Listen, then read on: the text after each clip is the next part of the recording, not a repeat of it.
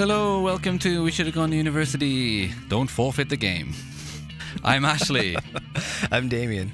And I'm Jamie. Oh, Jamie's back. Yay. I'm back. Jamie, what the hell have you been doing since we've been listening to the Deftones, which... Yeah, Jamie. Yeah, you made us put us do that. No, that's not true. It was requested. I said we should do a different one. That's true. That's true. What have I been doing? I've had work for the last 3 podcasts, but I'm back. So yeah. Hello, everyone. Jim, what do you think of that actual album, the Deftones? What's it called? The White Pony? White right? Pony. I think, what have they done now? 7 or 8? And I think it's maybe it'd be in 5th or 6th place for me. What's your favourite one? It would be between Adrenaline and Saturday Night Wrist. Okay. Are you more into like the heavy stuff or the chilled stuff? I like both. Oh, okay. All right. Dame, what about you? What have you been doing? Your kids have been sick. Kids have been sick. I've just been up all night. They just scream, and they've got hand, foot, mouth disease, so they just have blisters everywhere, and it's brutal. Yeah. Ugh. Ready to not be around kids right now. I see. So today, welcome to the podcast. By the way, anyone that doesn't care about Damien's kids or Jamie's work, we grew up in the new metal era, and we like to listen to those old albums and chat about it. And today is no different. We're going to talk about, well, not a new metal album, but it was in around that time, which is Tool's Ænema. Yeah. Or Anemia. How do you say it? Ænema. Aenima. Yeah. Tool's one of those bands that have like things that are weird to pronounce. You know what I mean? Right. They like you become part of the secret club because you can like pronounce it or whatever. Like lateralis. Yep. I was like, I was like, how do you say that? Is it lateralis? Opiate. Opiate. That's not bad. I say opiate. Really? Yeah, opiate. Opiate. Huh. Yeah, because it's spelled that way.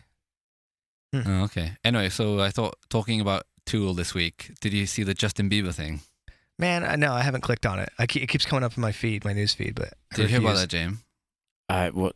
Please enlighten us. So Justin Bieber, like, I can't exactly the details. I'm gonna wing it, but he like did a Snapchat or something, and he was listening to which song is it from? Fuck. Who are we? The Pot. The Pot. Yeah.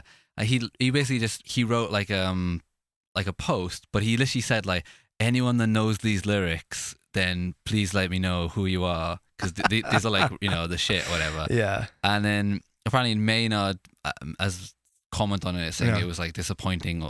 So he's disappointed that Bieber was Bieber. Yeah, and I was like, fuck it, what? This is bullshit, man. Cockend. How do you feel about like metal people thinking like no one else can like metal other than metal people? Oh man, I see those memes come through all the time. Like, who is it? Like, was it the Kardashians will wear like a Slayer shirt or something, and then like, you know, there'll be like a picture of Carrie King, like, you don't listen to Slayer. How do you feel? How do you feel about that? I think it's bullshit. I think metal used to be for like nerdy white kids. Yeah. You know, and it's kind of branched out into like everybody can kind of listen to it now. Yeah. Well, and if you try to exclude people, then you're part of the problem. Exactly. Well, I saw all the comments, right? And they were like, oh, well, they're just using it for fashion. I was like, well, so are you in a way. Fucking A. Like, nobody goes to, you buy a band t-shirt because think, oh, it looks cool. You don't go thinking, I really want to represent the band, you know?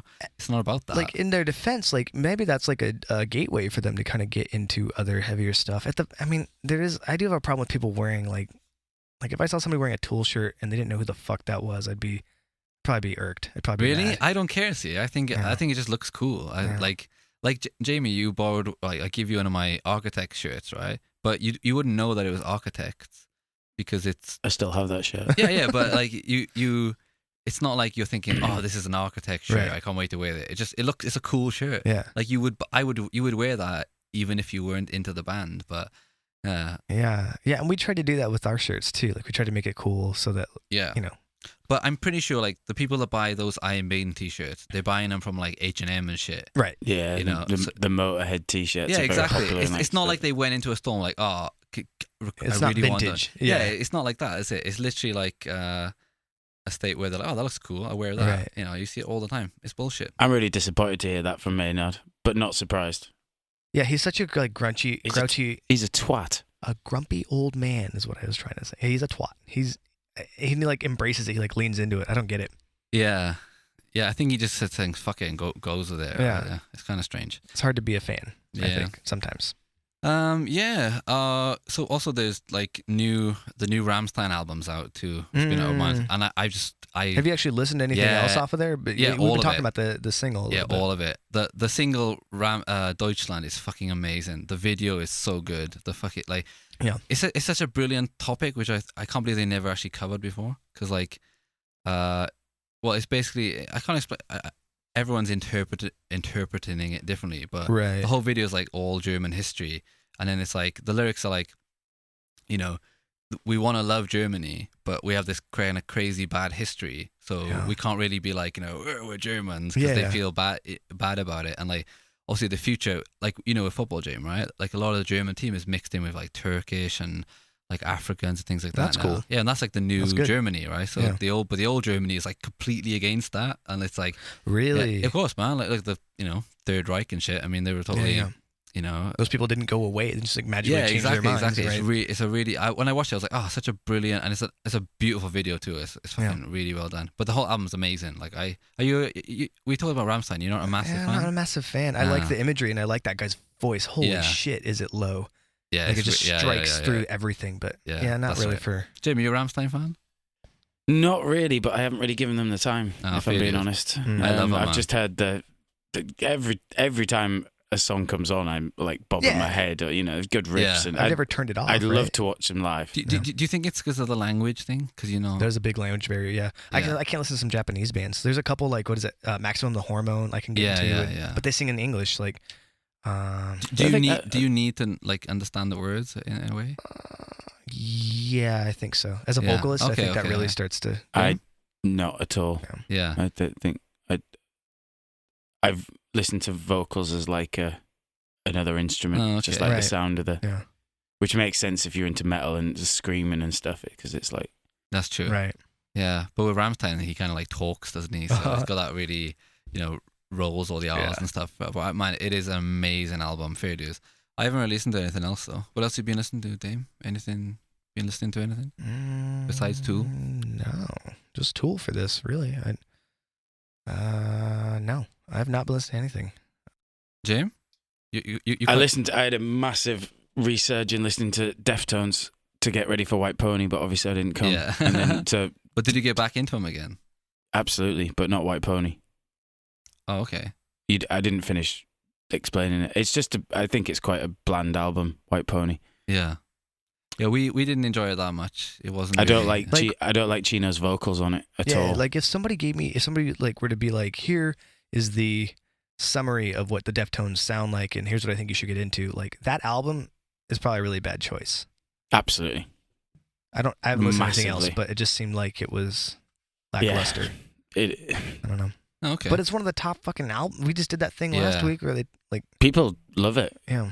It definitely sent them into a more like commercial world. But for me, the songs on the first two albums, even though they're heavier, are more accessible. They've got more. Interesting. So they went farther away from their accessibility. I do love Chino's lyrics on that album, though. I think he's a great. Yeah, lyricist. You mentioned the lyrics, and was that song that we were laughing at, like, address. Something is my new address. It was terrible. Do you remember he keeps changing the number. Oh yeah, maybe. And it's about being out drunk trying to pick up girls and. Oh really? Yeah, it's actually, if you listen to the whole thing, it's actually quite clever. Every time he says the address, he gets the number wrong. And then at the end, there's a story. What's the line? What's the line? Here's my new address, 665. That's it. That's it. Yeah. I digress or something. Yeah, that's it. I confess. Yeah. But then he changes the. Yeah. It's the way that it rhymes it. Like, yeah, it's bad. Okay, it just doesn't. It just brilliant. No, I like the idea, the concept, but it doesn't really project it in a way. It didn't translate for me. It just sounded like I couldn't get past the bad rhyming. So yeah, I know what you mean. Yeah. Yeah, you said you love Chino's lyrics, right? So, I think he's one of the best. Him and Alex Turner from Arctic Monkeys are my best two lyricists. Wow. So give me an example of his favorite lyrics for Deftones, and you can set them up as well. No. You can't? I don't know. I have my own interpretations of them, and they're quite personal to me. Well, that leads us on to Tool then, right? Because that's a good inception, right? Yeah. All right, okay, so let's crack on with it, right? So, Tool, Ænema. So, Aenima's got the ash on it, right? Yeah, that thing, E, the A and E combined. Yeah, I always like that because my name is Ashley and it's an Ash, and I used to sign my name with it. Is it spelled the same way? ASH? No, it's just called the Ash. Like if you that sign, the A, the E. This is how you would say. Yeah, that. it's like I was gonna say, I really got freaked out there that you pronounced that Ash. I was like, I've been called. This album's called. No. This album's called Ashmina. But it's weird. It is weird though, known. isn't it? Like you don't actually pronounce it Ash, but it's called an Ash. Yeah. Like if you were to say like a question mark, or a hyphen, whatever, it's called that. Yeah, exactly like that. It's called an Ash. So I always like that. And so it's the second album released September 17, 1996 at Ocean Way and the Hook Studios in Hollywood, California on 200 Entertainment and produced by David Bottrell, who did... Is that 200? I thought it was Zoo. Oh. Yeah, Zoo Records. You're right. Sorry. I wrote it as... It looks like a 2. Oh my God, my Z. See, I just had a freak out. I was like, wait a second. I've been doing this wrong my entire life. Yeah, I wrote this like 2 days ago. So okay. Zoo looks like a 2. What? Why did I... Wait, this is really funny actually, all right? So... Please don't cut this out. This is fantastic. No, if it's a 2... Why did I say 2? I say 2, right? Yeah, you just said 200. It's a 200, and I didn't... Did I say 200 or 2? Shit, 200. I think 200. Oh my God! Oh, that's good then. Okay, that's okay. Even better. If I said 2, that would be even weirder. Yeah. Anyway, Zoo Entertainment. Okay. Yeah, my writing is terrible. So David Bottrell, I know him because he's done like Coheed's biggest album and he did Blue Sky Noise, Circa Survive. Mm-hmm. You like that album? Okay. It's the first album with Justin Chancellor. Who's the guy before? Something. I don't know. Shit. Oh, I feel bad. Something for not shit. remembering this. I don't know. They got a Brit in the band, and then their career went. Fuck! I feel so bad for not remembering that What guy's was the name. old bassist's Was it Paul name? something? I Shit. Oh, whatever. Anyway. Let's keep going. It don't matter now. The album is dedicated to Bill Hicks. Yeah. The artwork is what's it called? The Chet Zar? Yeah, Cam de Leon or whatever. I read something. Yeah, that's it. Chet Zar, right? It's a cool. I think 2 album covers are wicked. Like I love 10,000 Days. Yeah, that's amazing. Yeah. This one, when you look at it, it just looks like nothing, right? But until you really look at it. So what version did you guys have? Because there was a couple of them out there. I thought there, or maybe this is. I'm sorry, I'm thinking of Undertow. But this album had the like holographic thing. Did you have that with the CD? So you could slide in different. I've never had it. I've never had it on CD. Mine was just matte black. Huh. I've only ever seen it on iTunes or whatever. I had and my 10,000 Days version had the goggles, the little glasses that you could lift off. That was brilliant. And then Lateralis was brilliant, like the way the plastic. Yeah, like, and it all overlapped and. No, this album had but this album was just basic. It had a holographic thing, so when you slid in other parts from the album art, it would move. So you put in a different thing in front of the front, like part of the jewel case, and you could rotate it back and forth, and it would have like there was like a guy licking himself, and there was like some of the artwork would like move and like have different like. That's amazing. Man, I'll have to find a thing and send it to you guys online because it's really cool. Really. And if I'm not mistaken, the back of the album didn't have the track listing on it. Yeah, they don't do that typically, huh? Undertow had it, but. Oh really? Yeah. Opiate had it. Lateralis didn't. I've never had a Tool CD. It was just jet black. Right. And also in the artwork for this album, they had like a list of fake albums, and it was like, it was like own the Tool, discography, backlog kind of thing, and like they had like loads of albums, like stupid names, like. Can you remember the names? There was the one that was just 2 dolphins looking up at a camera, and it was called The Other White Meat. Awesome. Awesome. There was one with just a hot dog in a glass of water, and that was like just called Wiener or something. Yeah. You'd be able to find it on the internet, but because I remember being out one night and there was this kid called Skater Martin, and he was like, "Oh, I hate him already." Yeah, and he was like, Skater and he Martin. said, "Oh, have you got any of the other Tool albums?" And I said, "Oh, I've got Undertow and an Opiate," and he was just like, "Oh, I've got this one," and he said one of these fake ones out of the album. I was like, "Twat!" Hey, you're a fucking poser. Oh my God, embarrassing. I met some characters. Yeah. So, God, Justin Chancellor. I always thought he was always in the band. I didn't know that. because he's really. There's a distinct mark in their like style change. Have you ever heard Justin Chancellor's band that he was in to quit Tool for? Is No. that Peach? Peach? I thought they were called Kane. Shit. Maybe I'm confused. Maybe they did. Else. No, it was definitely Peach. Oh no, sorry, Kane was another band who changed their name. Kane supported Tool, and they had to change their name That's to Cortisone. a cool band name. They had to change the name to Cortisone because of the WWE star Kane. Kane. It was the same spelling. Because of anyway, that. if you actually listen to Justin Chancellor's other band, the Tool that we know and love is that massively influenced by. Shit. Like it's almost like he joined the band and molded it. Huh. Really interesting. Yeah, it's funny because I read online that apparently the old bassist wrote all the bass lines for this album, and he just played them. It's just not until the next couple albums where he started doing his stuff, I guess. I think it's kind of rare for a bass player to change the sound of a band that drastically. Yeah, that's true. That's true. Know? Maybe Slipknot is a different Which case, album is after this? Lateralis is Lateralis. Oh shit! Okay, wow. Well, that's very different to this one, isn't it? Yeah. Okay. So personnel is Maynard James Keenan on vocals, Adam Jones on guitar, Justin Chancellor on bass, and Danny Carey on drums. Oh, I feel like I should stand up when someone says Danny Carey's name.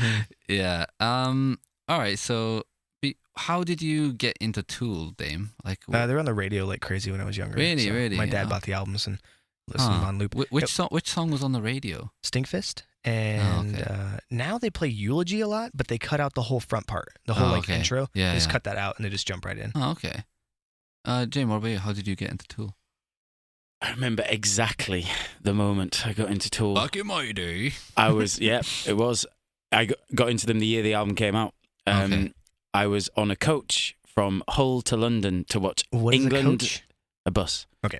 From Hull to London to watch England under 18s against France under 18s, and I was sitting next to the brother of one of the kids who I played with. It was like my Sunday league football team, and his older brother was in a metal band, and I was sat next to him, and he was like a couple of years older than me, and I looked up to him, and he said, "Have you heard Tool?"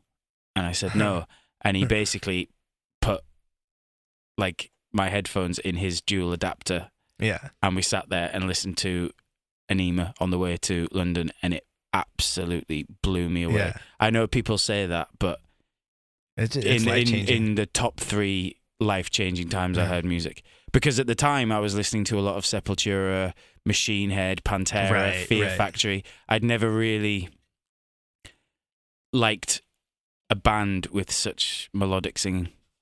I see. Well, thank you for that, James. But Damien, you don't know the difference between a bus and a coach? No, I don't know what the fuck. We don't call it a coach. I think of a horse when you say that. I'm like, oh, like you were, and you guys are from England, so I'm like, oh, you guys are riding fucking horses around. Like, from your demeanor, Ashley, I thought you were going to say something really shitty about my story. No, that's not. I mean, I've never heard of that. And then you just said under 18s. I'm like, what are you talking about? Like, you mean teenage soccer matches? Yeah, the youth national team. Okay, so that makes a lot of sense. Yeah. But so Christian Barford, if you're out there. Yeah, good job. You see, a bus is more like a regular in the city bus. A coach is like a big one where you pack everyone in on. Transcontinental. Yeah, exactly. Like the really high ones. It's okay. You know what I mean? Like the airport limousine here. Right. That's a coach. A bus is like, a regular bus. Cool. Yeah. Anyway, I'm glad we got that up. Yeah. I'm going to Britain next month, so that's right. Oh yeah, that's right. Yeah. Yeah, for me too. I just all I remember was I remember seeing a video for one of the ones where it's a guy claymation ones. Looks like no, it's like an alien guy. I think it's Schism, where it's like a guy moving and it's like it's like a skinless whatever. Yeah, and I was like, this is weird, really cool. Yeah. And I love Schism, or Schism, whatever the fuck you call it. How the fuck you say it? The bass sounds amazing. Yeah, and then and I think I heard that, and then when I got into them, 10,000 Days had just come out.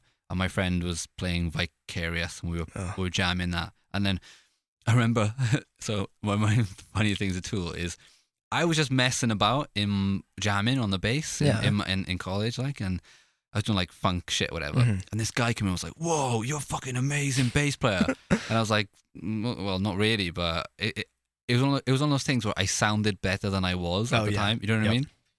Yeah. And the guy's like, "Oh, do you want to do some covers with me?" I was like, "Yeah, go on in." and he's like, "Oh, we're going to do a Tool song." I was like, "Oh, I've heard of them," and I can't remember which of the song was. I think it was The Pot. It might have been The Pot. But, okay. But it was like it was a weird bass line, and I remember being like, "What the fuck is this?" Yeah. It was. I can't remember the song, but it was a weird song, and I was like, "Well, I can play this," but I was like, "This is not fun." Like it's not fun. At the time, I was into like, I was just getting into like hardcore metal and stuff. I wanted to just go mental, and he's like, "No, you play." I was like, "This is shit," But now that's kind of like what I like, and it's very funny. Yeah, but Tool. Okay, before we move in, I just want to ask you what is the fuck? What is it about Tool that is like so popular? What differentiates them from, besides like the odd time signatures? Like, why is it that like a really nerdy guitar guy can be into Tool, but also, like you can listen to them on the radio? Right. How does that work? What have they got?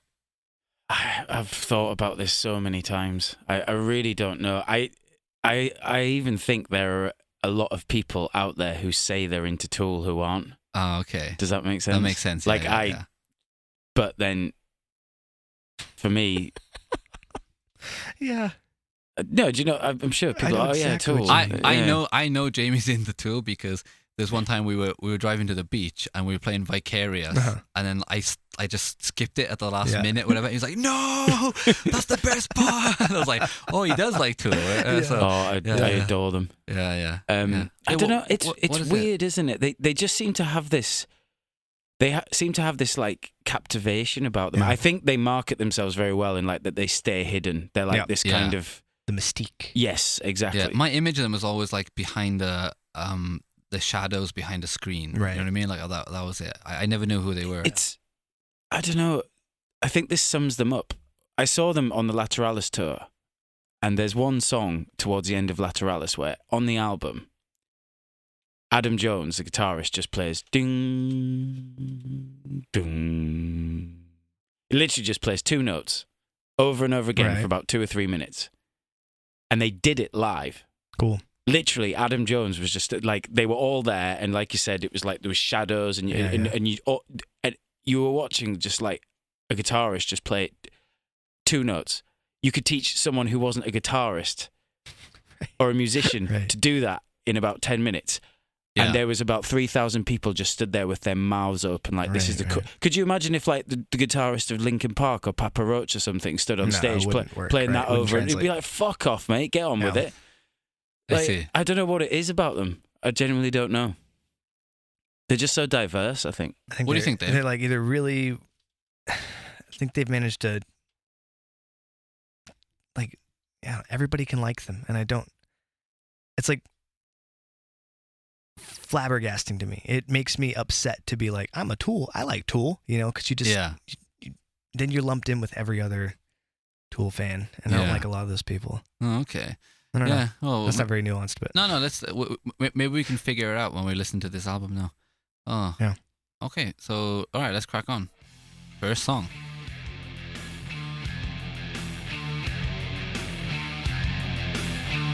Okay, Stinkfist.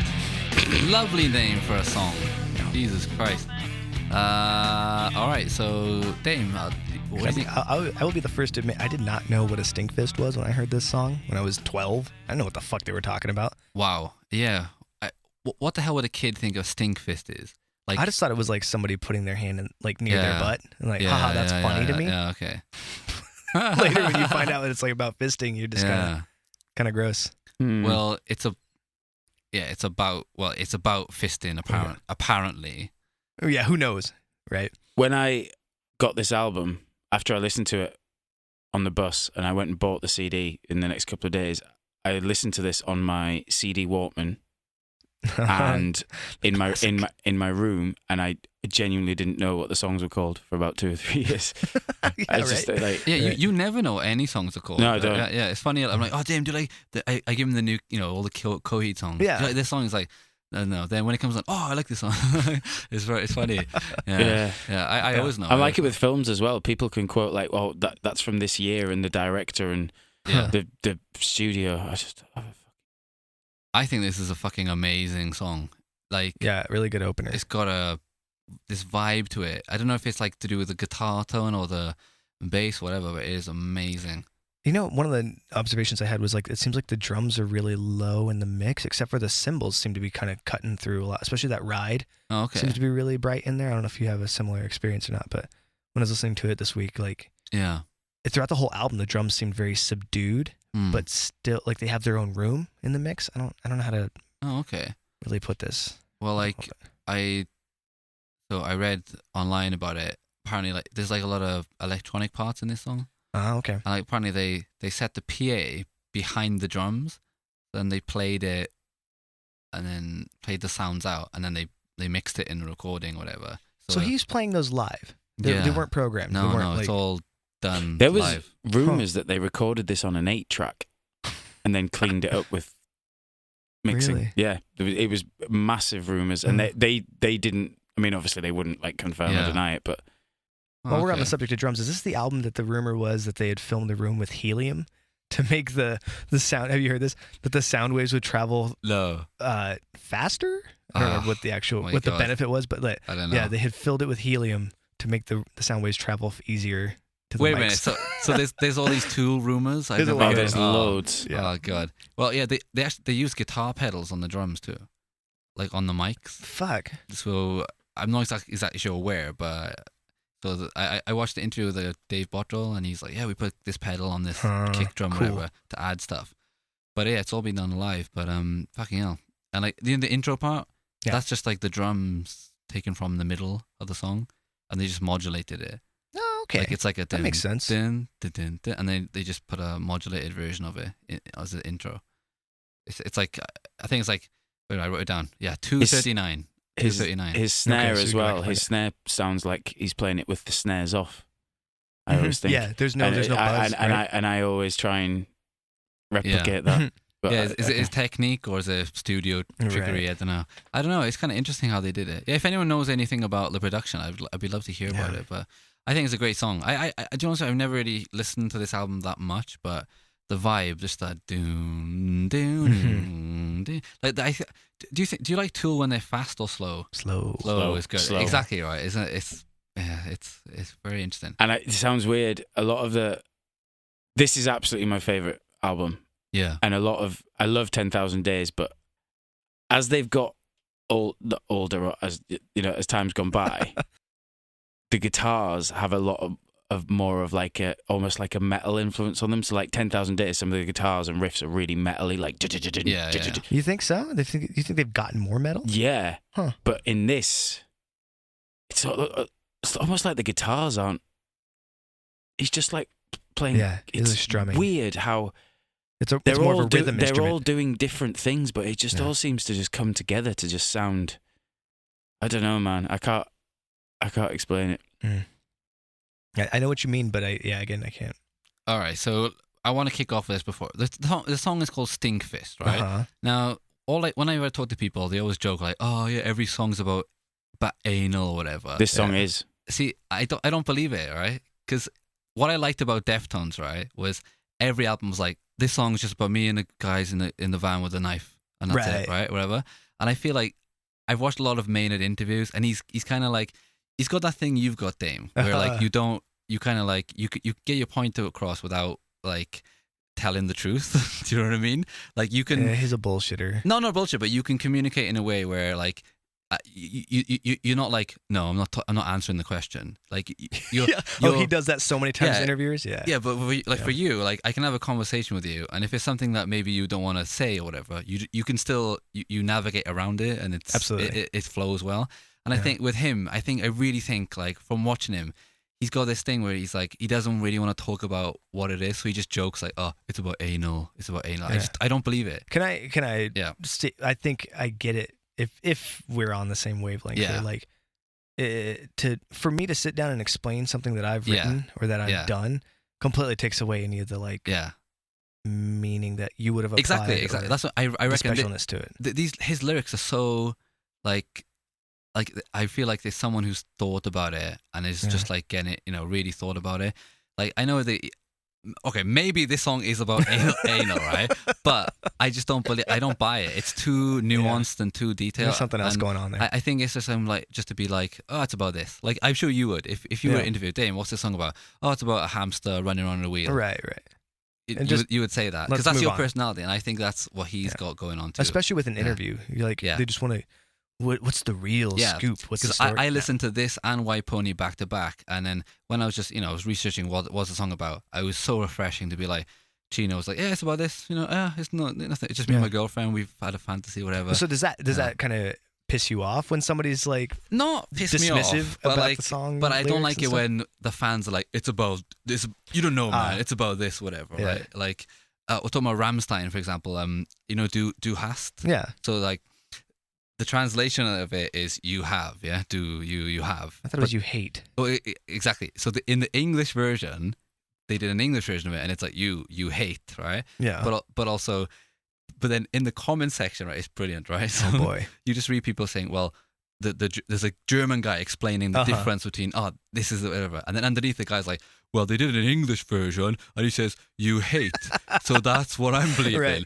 But then, actually, but at the same time, it's just a nuance. Like, if he said, you have, it just doesn't, it's the nuance of the song, it doesn't work. Because even he says, when he says 9, it just goes, never. Because if he said, no, it just wouldn't be the same. It doesn't have the same, yeah? right. So you have to change it to never. So the actual, but when people go into meanings of song, it's just brutal, man. It is brutal. I genuinely think this one is about anal sex, though. I can't buy it, man. I can't buy it. Anyway, but he's probably played that card with pretty much every song since this one. But like, awesome. It's too much. But then they've got prison sex as well, which is. But isn't that about like being abused or something as a kid? Yeah. That song's about him being like raped or shit when he was a kid, right? Really? Yeah, that's why. Yeah. I didn't know that about Maynard. Yeah, he was a. I don't. Yeah, that was the. I don't say rape, but he said he would be sexually assaulted or abused when he was younger. Yeah. But I don't buy. I'm sorry. Nobody calls a song that's actually about anal stinkfist. He would call it something else, like something cleverer. Right. I don't buy it. Right? I don't buy it. Anyway, 4 out of 5. 4? Yeah. Jesus wept. Yeah. Okay. If let's weigh it against the rest of the album. I'll give it a 4.5 because I don't think it's the best on there, but it's a good track. Absolute. What? 6? I'm thinking 7. Oh boy! Just you used up your 6. You can't go 7. All right, so it's an absolute 5 on the iPod. I've listened to this song. At least once a week for the last. Jamie, how did you find that? How are you listening to this right now? Because it's not on Spotify. YouTube. You going to YouTube? Okay. Me too. It would be 5 out of 5 if it was with the bullshit fucking. It's about anal sex. I don't buy it. Right. So you downgrading a song because of what other people are saying? No, because that's valid. Yeah, just the vibe. Yeah. I think it's fair enough. I hate a whole Deftone album because yeah. other people. Yeah, that's true. Sorry. Outrageous. Track 2 is Eulogy. So cool intro. James, what did you say? What's all the intro about? I always thought it was just like Danny Carey tapping on something, but it's not. It's the bottom, the very bottom, isn't it? Of the guitar, right by the bridge. Yeah. You can tell I'm not a guitarist. Right by the bottom of that bit, and then the wah wah wah wah. That's bits of his voice from the rest of the song sampled. Yeah, I did read. It's like, what is it? He's got like a maraca and some shit in the song. Oh, really? There's a lot of mix into it. Yeah. Yes, you're right. It's the guitar bridge like that. This is one of my favourite songs to lie in bed and listen to on headphones when I'm going to sleep. You sleep to this song? It's a bullhorn. It's a bullhorn. That's what he's doing with it. That what part? The wah wah part? Yeah, it's with the bullhorn. But I guess it's through some kind of like effect or something. Bullhorner. Yeah. Cool. Yeah. So Jim, go on. Elaborate. You really like this song? Yeah, I love it. So why do you listen to it in bed? Why is it I don't know. It just makes me relaxed. Just makes me relaxed. Yeah. When it goes into the bit, this song's about Bill Hicks, isn't it? Standing in front of a crowd, he had a voice that was strong and loud. Oh, okay. I heard it was about L. Ron Hubbard. Really? Yeah. See, here we go. Here we go with the thing. It's the Ash problem. Ash is it's the like, problem fuck not off, 2 explaining out of your 5. lyrics. No, I don't mind that. I don't like the thing of like it's about anal. That's what I don't like. But this one's not about This anal. is about Bill Hicks. That's fine. That's fine. Oh, okay. That makes a little bit more sense to me. Yeah, because he's in the album. He's in the album Right. cover as well. So and we'll miss him because he just died as well. We'll miss him. But the end bit with where it's just Maynard and the drums. That would you know which bit I mean? I'm not going to sing it. Yeah. Oh God, it just stirs my soul. Nice. Damien, you a fan of this song? I think this is one of the worst songs on the album. It's not bad by any means because it's a Tool song. It's awesome, but Yeah. I think due to overplaying and due to just like the super long intro, it seems nowadays it seems really self-indulgent. Like I don't have how long is this song? 7 minutes? Yeah, about that. I don't have that much time. Like I don't want to sit there and listen to you click maracas and fucking ring shit. You know, it builds atmosphere, but it's boring as fuck. Wow. I listened to it on the way over because I was like trying to go give it another chance, and it just didn't do it for me. And then lyrically, I always thought it was about L. Ron Hubbard. So being that like you dedicate an entire song to somebody who's kind of a piece of shit, like Yeah. it doesn't age well. I think at the time it was probably really edgy if that's what the song was about, but like right now it's just like. So you really think care. it's about L. Ron Hubbard, and Yes. Jamie, you heard it's about Bill Hicks. But I just assumed it was about Bill Hicks because of the lyrics, because he just died. He was in the album That cover. makes They had sense to me. Yeah. Standing in front of a crowd, he had a voice that was strong and loud. We'll miss him. I'm sure we'll get an email. okay. So 2 things. Talking of L. Ron Hubbard, have you seen The Master? No, The what's movie that? about No. it. It's about. Fucking brilliant. It's amazing. Is it like live action or is it No, a documentary? Live action. It's what's his name? Paul Thomas Yeah, Anderson. Paul Thomas Anderson. With Joaquin Phoenix and Oh, Philip okay. Seymour Hoffman. Yeah, it's amazing. Fantastic. Yeah, it's on Netflix. Yeah, it's amazing. Cool. It's really good. Oh, they've I'll taken watch it that. off actually. Oh, really? It's fantastic. I'll get my wife to download it then. Really, really good. I recommend Sweet. it. I'll check it out. It's not directly about him, but it's about whatever. And the second one, Bill Hicks. Like he was really popular in England. Like he really was. I think He was kind of obscure in the States. Yeah, he was really successful in England. And I've watched his stand up, but I'm just like, I don't get it. I think Bill Hicks is very interesting to listen to, but I never laugh. I literally never laugh when I'm watching him. Yeah, I'm like Jamie. You like stand up, but you kind of like the British kind of comedians, right? Where I much prefer American style, which is really weird. Yeah. But yeah, Bill Hicks, I never enjoyed him in that way. But I guess he's whenever he always talks about like big topics and stuff, doesn't he? Right. But, He's like a George Carlin type where he's talking about like yeah, society. exactly. Yeah. But he does it with more like he sounds angry. You know what I mean? Yeah. Oh yeah. Okay. Well, this is a song which I heard and I didn't know I'd heard it. My uncle had basically given me like a tape that he'd recorded of like videos and shit, whatever. And I just remember like a VHS tape. No, like a tape, like a. Oh, okay. tape. I'm sorry. Cassette tape, and and I didn't know who it was, but then the beginning was like, this is cool, but when it goes into and it's so long, like when that blew my mind the first time I heard it. I was like, fuck, that's amazing. I love that part. Yeah, dude can sing. Maynard can fucking emote, man. Wow. Yeah, it's just the contrast, isn't it? The beginning was just like he's doing that bullhorn affected voice, and then it just had a megaphone when I saw them live. Oh really? He was doing this. This part when he sings it, I was like, fuck it. And it makes me nostalgic, of listening to that. Yeah, it does tap the nostalgia vein, doesn't it? Yeah, it's amazing. But so let me talk about Tool, right? So what I like about Tool in general is Adam Jones's guitar tone. He uses like German diesel amps and whatever. And as I'm a guitar nerd, and fucking hell, like he just got that tone where it's not distorted. It's like a crunchy distortion, and like the way he does like these. Where he plays guitars on this riff, like it's like din din din din din din din din din din din. But he doesn't. It's not like a metal. It's not like a dig dig dig. It's like a din din. It's like a sloppy chug. But it works. Fucking, it's so good. I love it. And anyway, when I was researching this song, like I said, I couldn't find it on Spotify or whatever. Right. So I YouTube just to check the video, or whatever. Man, Tool video comments are the best.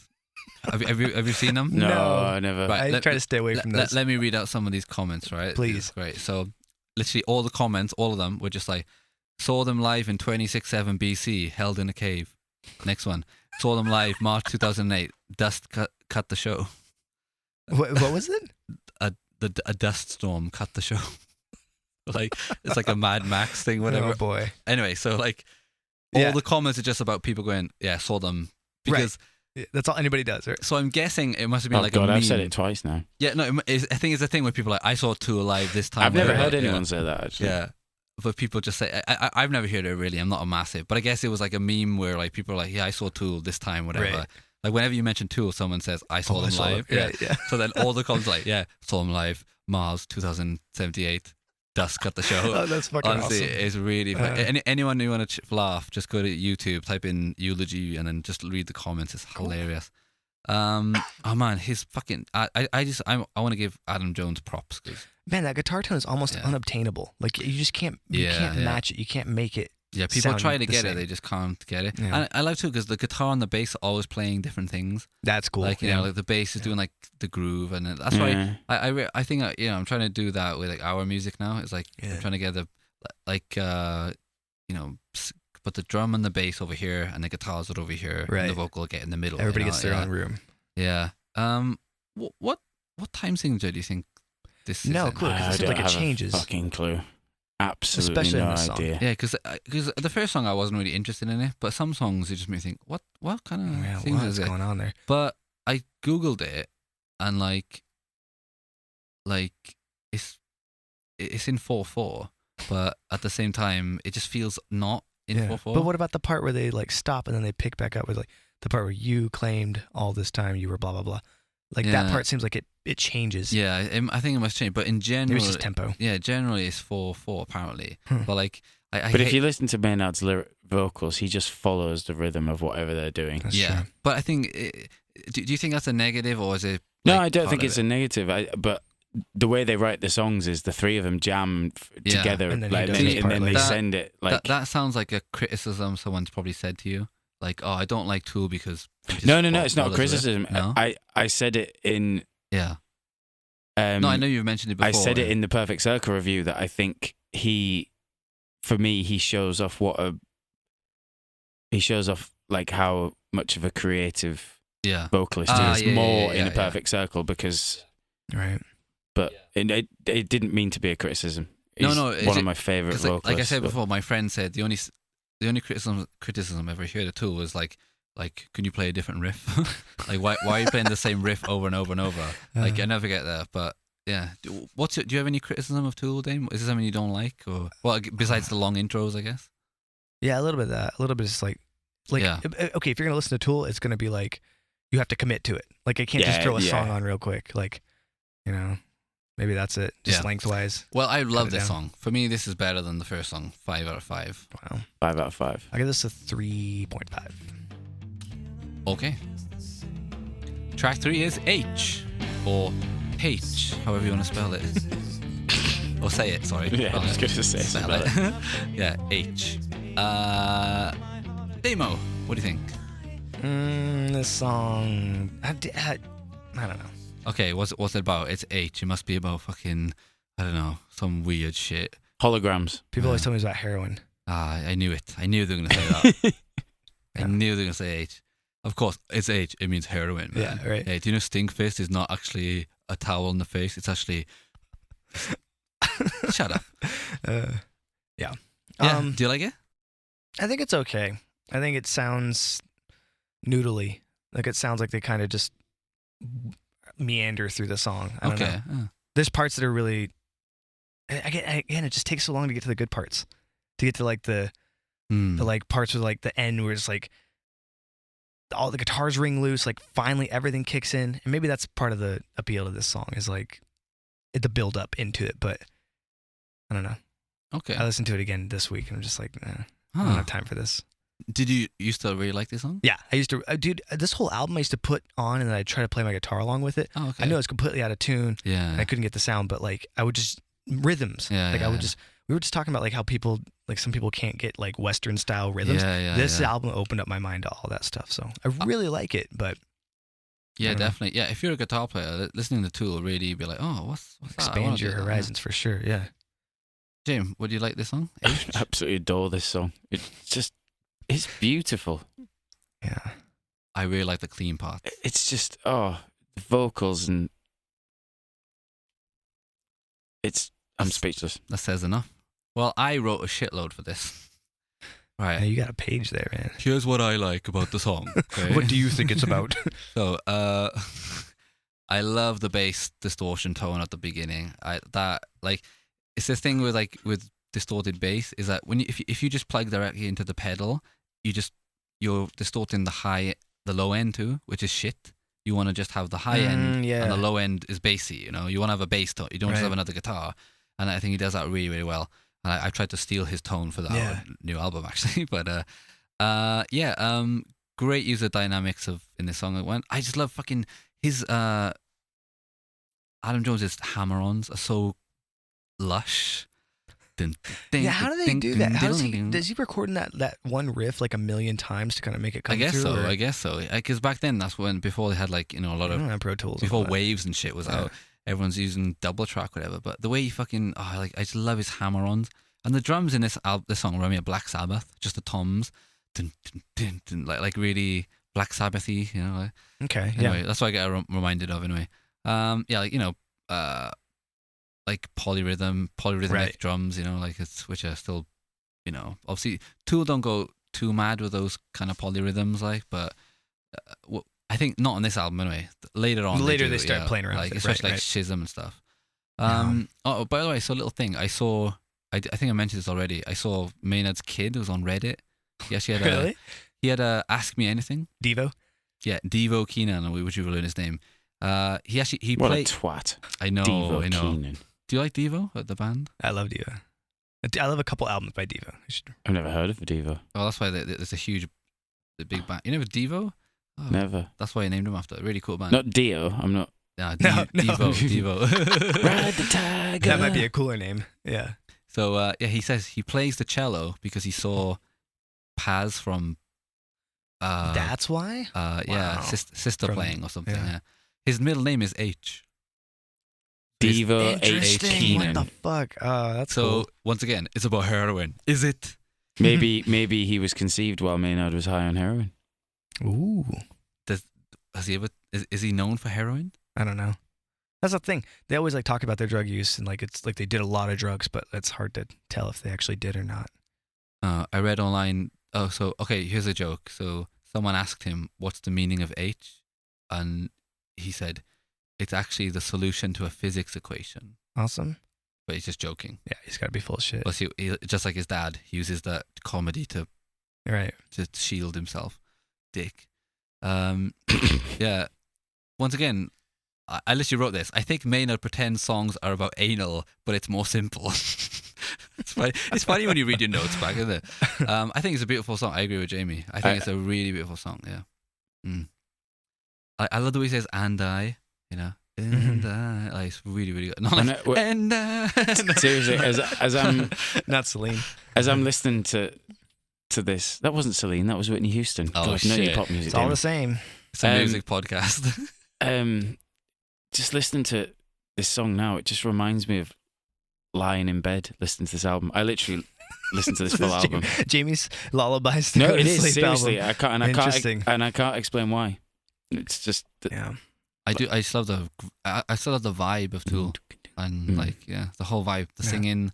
Once again, Maynard's got that confidence, isn't he? Where he doesn't need to blast it. Like what's on Eulogy when he does the big note. That's like it works really well because it's so like, oh, where did that come from? Yeah. But I did not in a way that I'm like, oh, I didn't know you could do that. It's just like, oh, it's just a cool dynamic. Right. Like it fits perfectly, right? Like he doesn't overdo it. He sings like a guy that's like he knows the song and the lyrics, like they're already in the back of his head. Right. Like he's not like reading them, you know. He's just like flowing and whatever, you know. And like that takes a long time to learn, right? But that's why I feel like it's much deeper than fucking, you know, Hot Wheels, whatever the hell he talks about.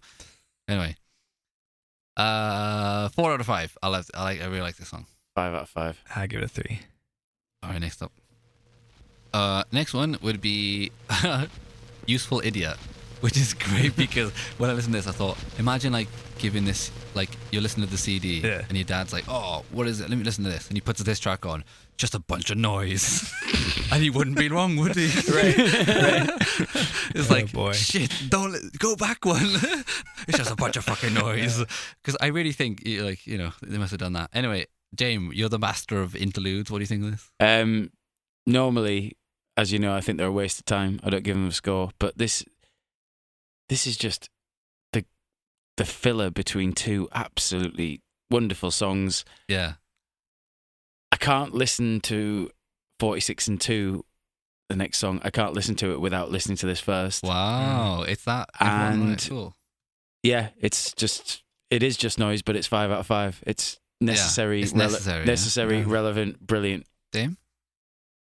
Yeah, I think it's really. I completely forgot it was there, but I thought it was actually on the end of. It's actually its own track, huh? Yeah, it's a good track.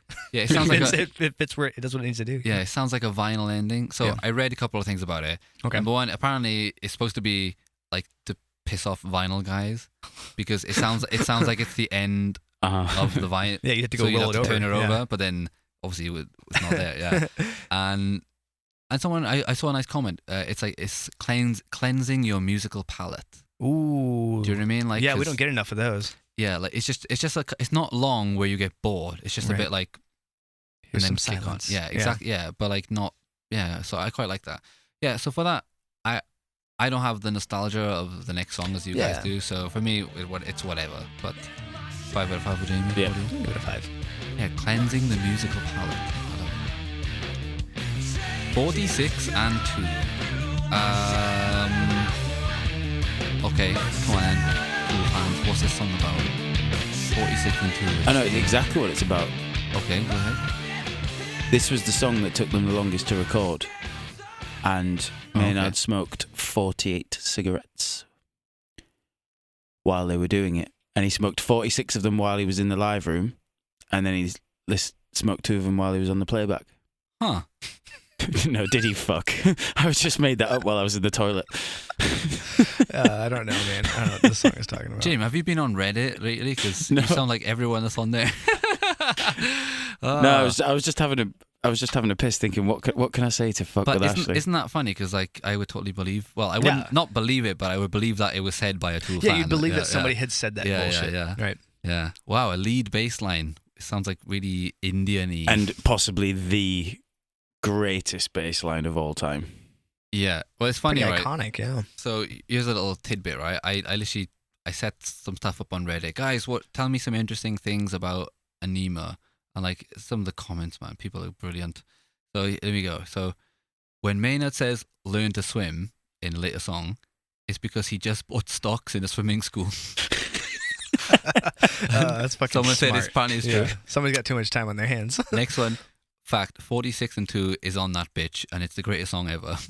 Nice. Okay, next one. What was it? Paul Damore. That was the name. That's his fucking name. Paul something. Paul Damore Paul wrote Damore. the bass lines for the album, but Justin is the one playing.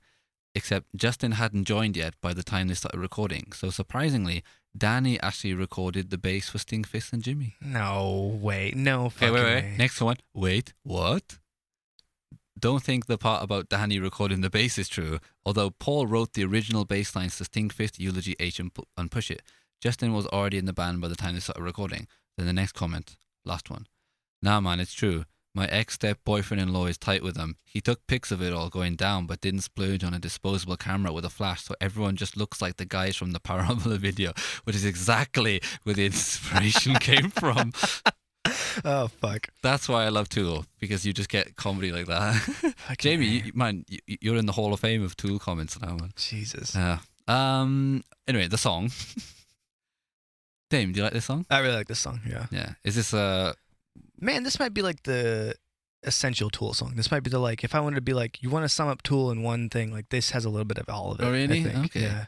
Yeah, I wasn't that familiar with it. Yeah. I mean, it's only since I started listening to this again now that I become more familiar with it. Yeah. Cool. Yeah. Lead bass line. Yeah. I get that bass line must have made a lot of people want to play bass. When you were saying earlier about you were playing and someone said you're an amazing bassist. Yeah. The bass player in my old band, whenever we were warming up to sound check, he'd always like play this, and other people would be like, "Oh, that's a good. Have you ever had any like sound check or warming up things where something weird's happened? Like, have you been just sound checking or warming up and then something crazy happened? No, but you know what was that 414 gig with that? I think about this kid all the time. Oh, okay. The guy with the wireless bass that was standing in the sound booth next to the engineer and like turn stuff up. Clearly that was the strangest thing to me. Like, you never step into the booth like that. They were doing it for an hour, weren't they, as well? An hour-long sound check for a 20-minute set, dude? Yeah, Bullshit. That was strange, yeah. Bullshit. Okay. Yeah. Damien, you have any like weird things like that? Not weird, but like cool as... Band I was in, I was sound checking the drums, doing the dun dun, and then our guitar player Rich started playing the opening riff of Enter Sandman, and we ended up the whole band just jamming the whole song. That's kind of cool. Yeah. And then that's kind of cool. Yeah. Yeah. I've got terribly though. We weren't good. It's alright, isn't it? I got a weird one. So before Answer Me, I tried to make a hardcore band with my friends. Yeah. It was fun. But we played a gig, and like, so my other friend's band are called Brutality Will Prevail. Now, guys, anyone out there, let's check this band out if you're into heavy, slow music. They're fucking amazing. Yeah. Anyway, so they had the album out at this time, and one of the songs is a song called Trap Doors by Moving Walls, and it's got this riff which is like dun, dun, dun, dun, dun, dun, dun. It's like really like, it's kind of in the hardcore scene, that's kind of iconic. Anyway, so we were playing this gig with this German band, and there was nobody there, right? This is just a sound check. It was just me and those guys, whatever. And like, so I'm just playing my guitar in, and I just like, I start playing that riff as a warm up, you know. And then all the members of this band who I'd never met before, like, you know, I didn't know that they knew this band. Right. They all just started fucking just pitting and just doing like proper, like, you know, like hardcore mosh, like two-step and shit. And I was like, this is fucking crazy cool. It was, there was just 5 of these German guys just jumping around just for a moment. Yeah. And I was just, I played the riff for like 20 seconds, and I was like, should I? Oh, I don't know the next part. Fuck. So I didn't know it was really sorry. I never forget that. It was in German. That's pretty cool. Yeah, it was kind of cool. Anyway, yeah. Once again, I love the Adam Jones stabby palm mute. You know, Staccato. Yeah, and the vocals sit really low in the mix. So a problem I had about the Deftones is like that vocals are way too high in the mix of the album, and in this album I feel like it's too low, but at the same time it makes you want to listen, right? Because you're like trying to catch what he's saying. You just kind of stand up, right? Yeah. So I do like that. Yeah, and yeah, it's a bit samey though, isn't it? Because it doesn't change it up well enough for me. Yeah, and I think that's what people are like. Could you play something else? Could you play a different riff? Yeah, because it repeats. I do like it. This is like the perfect song. No, I think I'm not knocking it. I don't mean to be negative. I think it's a great song, but I'm like, I wish there was like a more where they go, but they just still never go anywhere else. They all stay there. Where it drops out and comes back in, and then the drum fill. Yeah, I know, but it's oh my god, there's no next part to it, you know. Wow. It's not a criticism. When I listen to this song is like a series of moments. Yeah. It's not like I'm just always looking forward to the next part. I really like the ending. It still ends good, but I just think it's a bit like once you hear the riff. How can you say it? What you said it doesn't go anywhere? But it goes somewhere. I don't mean it does. No, it does go somewhere. I mean, it just doesn't go. It goes somewhere, but then it doesn't go anywhere else. Right. And then it ends, and it's cool, but it's just a bit samey for me. That's all. So yeah, maybe there's a reason that they put it in the middle of the album and not on either end, where it's going to be really memorable. Yeah, like for me, like my favorite Tool song is probably like Parabola or something, which is like really dynamic and like, you know. Yeah, there's a lot going on with this. Yeah, exactly. Like I'm not knocking it. I love this song, but it's not perfect. That's why it's a 4. Surprised it hasn't been used in more movies. The bass line. They used it in the trailer for Captain America, the first Captain America film. Which part? The beginning? When he's... No, I mean which part of the song, sorry? The... Doom, doom, doom, doom, doom, that part. Okay. And then it went straight into from the first bass line into the dun, dun, dun, dun. I see. So in the trailer, you saw... Captain America, the first one? Yeah, you saw Chris Evans go into the pod where they, you know, he underwent the procedure that made him into, and then it's like the music's going, and then when he comes out. Wow. Oh no, sorry. He goes into the pod, and then when he comes out and he's like all ripped, they start playing the doon doon doon doon doon. Like, yeah. Interesting. Yeah, I think it builds well. It's a great song. I love it. It's not perfect. That's all. That's all I'm gonna say. Dave, do you have anything else to add? I don't have anything to add. Yeah, I think it's a 4 out of 5. Yeah, it's good. One of my favorite drum fills ever. 5 out of 5. Great. All right, next up is Message to Harry Man Back. All right, where can we go with this? Oh, it's actually about hairy man back. It's about anal because, You're obsessed with this motif. Right. Yeah. Now, as I am the let's call it the host of the podcast, I try to research into I look at YouTube comments or whatever. Yeah. Literally everything it's about some kind of sex. Every song. It's song? Oh, every song. That's what that's my beef, that's all. My beef's not with you guys, it's the people on those waves, the internet waves. Anyway, Message to Harry Man Back. Yeah, Jim, who is Mary Handback? I don't know. That'd be a better name. I don't know. I was just presumed he was some obscure American person who I didn't know about, or he was someone the band knew and they just calling him up when they're drunk saying "fuck off." Dave, do you know what this is about? No, but have you guys heard of Longmont Potion Castle? Have you listened to them at all? No. It sounds like the prank phone call. Oh, okay. CDs that I've listened to before. So I don't know if it's inspired by that because they go back really far. They go back to the 80s. Well, I did get some kind of answer. Okay. Whether it's true or not, I don't know. But apparently it's it is a little bit true because Maynard confirmed it.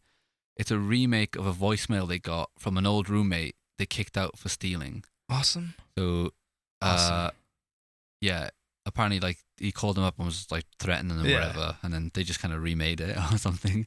Yeah. Assuming his name was Harry Manback. It's probably what's that thing? Anagram or something. Or it's his initials, HM. Yeah. Harry. Oh, I reckon maybe the guy did have a hairy back, and then that's what it's about. Yeah. Barry Hanmack. That sounds like a ball. There we go. Do you have a lot of Barrys in America? No, we have a lot of Barrels. Come on. Or besides Barry Manilow, I mean, I've never met anybody named Barry. Right? Because for us, it's quite a common name, right? I know a lot of Barrys. Really? Baz, Barry. Yeah, right? from where it's definitely a Welsh name. Really Welsh. Have you ever met anyone called Barry Evans? Yeah, I have a friend called Barry Evans, and I just stopped following him on fucking Facebook. Oh. Because when he was in school, he was this shy, really reserved guy, and I gave him a friend request, and now all he does is post fucking motivational speeches and shit, and I'm like, those are the worst. Yeah. All right, I'm not giving this a fucking rating. You're not gonna bother? 5 out of 5. 1. Give it a 4. All right, next, Hooker with a Penis. So it's got penis in it, so obviously it's not about a penis. It must be about something else. Tell me, Dame, what is the song about? I don't know. I like the song a lot, though. I get it. I know what the song's about. Constantly being accused of selling out by people that have sold out. Oh, yeah, a bit different to the other songs, though, isn't it? This is a really literal song. This is actually about what actually. I feel like this song is about every Tool fan ever. I feel like this is about every fan of music ever. I feel like you just, you are this. You listen to this. You are this, Yeah. What, Jim, you said, what's it about? It's about how someone who, I read a thing with him, so the EP that they did, Opiate, it was about how when they did Undertow, someone thought that they'd basically, because they'd signed to a big label and the songs were a bit more, the choruses were a bit more accessible. Yeah. They were at a gig and this young kid just basically who'd never picked up an instrument in his life just came up to Maynard and said oh, you've sold out because you've changed. Yeah. And yeah. Huh.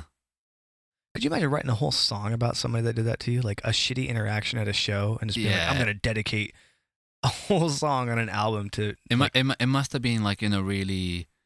I think it must be more of a dinner party or something like that, because I don't think it was a passing guy. It sounds like it has to be somebody close to him, kind of thing. No, he was invited to a dinner party or something, and then the guy was like, "Hey, you should do," it must have been in front of people who you respected or something. Or really I think like probably meeting people after a gig and then like maybe getting a bit drunk or a bit stoned and starting to feel relaxed. And maybe when his guard was down, this person just went for him and he was a bit like, fuck. Yeah, definitely. I think he must have been in that kind of state. As a song, what do you think? I think it sounds really different to the other songs on the album. I think it's a nice break. Musically, anyway, yeah. They have a good, what's it? They call it a music ear cleanser. Oh yeah, the fuck is it? Cleansing the musical palate. Yeah, they have one of those right before. So this like is when you sniff coffee in perfume shops. Yeah. You what? Yeah, you sniff if you go to a posh perfume shop, they give you coffee between sniffing each perfume because it completely resets you. That's why they hide drugs in coffee, because you can't. It's such an overpowering smell. Wow. I've never been to any posh perfume shop. I don't wear perfume unlike you lads. I've heard this. I've never been to a posh perfume shop, but I've heard this. You're lucky my nose is fucked. Science, bitch. Smell him. All right. So Jim, what about the song? Oh, it's fucking amazing. Yeah. Good track. It's the first time you hear Maynard growl really on this album. Like you can tell he's angry. Like, he's mean. I do like I wrote the line, there is no ethical consumption under capitalism, which I totally agree with, right? So musically, I love the song. Yeah. But when I was really listening to the lyrics, I was like, oh yeah. I didn't really pick up on the whole fan thing. Anyway. He says a very interesting line though in this Maynard where he says, all you know about me is what I've sold you. Yeah, exactly. Right. That's good. That's so true, right? Yeah. But I love that line. There is no ethical consumption under capitalism, which is how I feel about everything. Like humans work in a certain way, and like this is the best that we can do. Like as humans, like if we have this perfect world where everyone's happy, it's just not. It's the best that you can do, you know. And yeah, this song really resonated with me because I was like, oh yeah, I totally agree with that. And yeah, you're right. I love that part where he says, "What is it? You only know what I've sold. You know what I've sold you, right?" Right. Yeah. And it's fucking true, isn't it? Like, like. You know what I mean? It's like we really think bands like we know people just because you've listened to them on a. And it turns out some of those people aren't what you really think they are. I know. It's like when people meet you today. It's like, oh, I can't believe that's Damien. He's such a nice guy. It's like, I get that a lot. Yeah, you must do. Right, and another thing too. When I was listening to this, I was also had the new Black Mirror on. Have you seen the new Black Mirror episode? I haven't seen it yet. No, I haven't watched it yet. There's one Miley with Cyrus one, Miley Cyrus, right? And all I got from this fucking episode, right, was like, if you listen to rock music, you're smart. If you listen to pop music, you're stupid. I fucking hate that it's idea. Such a tired trope. Yeah, it's so worn out. Ugh. Honestly, it's so. It's like, oh, what was I thinking about the other day? The whole Justin Bieber thing, right? It's like, oh no, we're like, have you ever heard a guy like when like they're like, oh, what music are you into? Oh, I like the Killers, or I like fucking Justin Bieber, whatever, and they're like, oh really? And they're like, oh, this guy doesn't get. You wouldn't get it. You wouldn't get it. Did I tell you about the experience I ever had when I think I've said this in the podcast before? I went to this metal gig to see my friends, and I was in the urinal, and like the guy next to me was like proper metal-y guy or whatever, and I was like, hey man, what's going on? He's like, oh, just watching the show. I was like, oh, you into metal? You? He's like, yeah. I was like, what band are you into? You wouldn't know any of them. Like, fuck you, dude. And I was like, oh, you wanker. I was contemplating just turning and pissing on him, but I was like, oh, so what band's you in? Like, Born of Osiris. And I was like, oh yeah, I know them. Do you like Bow Down? He's like, and he looked at me like, yeah. Oh no. Like the look on his face was like not like, oh, I'm sorry. It was like, I've been found out. What? Right. Like people know what these bands. It's like, you fucking prick. I went to the bar and I was like, I really felt like, I didn't feel anger, but I was like, somebody needs to slap this guy right now. Yeah. Right? Strange though, but in that vein, if anyone says to me that they like you too, I just instantly think less of them, which is terrible. Yeah, because even like those, like I know what you mean, Jamie. I know you're not half joking, but like when it's with bands, you're like, no, you're wrong, and it's fun to do it, to be like, no, I'm into this band, but I'm trying to stop it though. Yeah, but I think like for me, I'm like, it's most people when you listen to music, I'm like, oh, I'm really into it as a musician. But a lot of people, music is not. It's just the thing where they go into work, whatever. They don't think twice about it. We've just got that thing in our brains where we like connect to it in a way that I don't mean to be. I'm almost going to disagree with you here. I think it's actually that a lot of the stuff that we listen to and like is closer and similar in flavor and taste than we like to admit. So like we like to say like, oh, I like Korn, but I don't like the Deftones, or I like yada yada, I don't like this. Yeah. Really, like those things are pretty close on the spectrum or whatever. And like we don't want to be lumped in with a group of other people, right? Like my tastes are my own, and I'm very individualistic, and I don't want to be associated with X. So like you think like someone who listens to like a Justin Bieber song where he's like, I want to be your boyfriend, compared to like this song, which is song. Really like Maynard doesn't think he's like Bieber, but he's like pretty fucking close because their fans can listen to both. Yeah, exactly. That's what I'm saying. It's like, but like, do you think that someone who's listening to Justin Bieber is like, yeah, that's right, I really want to be your boyfriend, compared to this where like you're like, oh yeah, I'm really into this, like oh, that's right. When I listen to like rock music, it just it connects. I think the mistake there is thinking that because you're getting something extra off of the music, you think that you're getting something extra. Oh, I really like this track, versus like somebody who just casually listens to pop music. That's what I mean. That somehow elevates you to a higher status. Yeah, exactly. In life, right. That kind of thinking. I've never had that. Never had that. Yeah. But yeah, great song, and I give it 5 out of 5. 5 out of 5. 5 out of 5. Intermission. Next up. Jamie, you were about to say something. Oh, isn't it just a fantastic little piece of music? I love it. It's pretty good. It's pretty fucking good. The guitarist in my old band when I lived... It does sound like an intermission. When I was about like 19, he tried and didn't quite get it, but did a fairly good job of playing this on his mum's Hammond organ in his in his living room, and it was I was just a really happy memory. I was just like a summer night, and we were around his house and just turned it on and started playing it. And I just it's just so pleasant. Just makes me happy. It is cool and very fun. I think that this is more nu metal than we want to admit. This is very like play the like music boxy clown music, and then boom, kick in with the big riff, because the very next song like takes the same thing and takes off with it. I totally agree. Like a lot of the whole like nu metal tropes being used in this album quite regularly. So yeah, I agree. And it makes sense. What's her name? Who's the chick that helped her? It wasn't this album. I'm sorry. I'll shut up. Oh, there's another. Check out another album. No, who did Undertow? Who produced Undertow? I have no idea. I can't remember. Oh, it was a female, wasn't it? It's the same chick that did Toxicity. I can't remember her name. Fucking hell, yeah. Oh, I don't know. Somebody email us. This is just Jimmy on an organ, right? Yeah. Yeah, it's the same riff. Yeah, exactly. Mm-hmm. That's cool. I did not know that. Yeah, listen to Jimmy. It's the same. The next song. That's a revelation. Really? Yeah.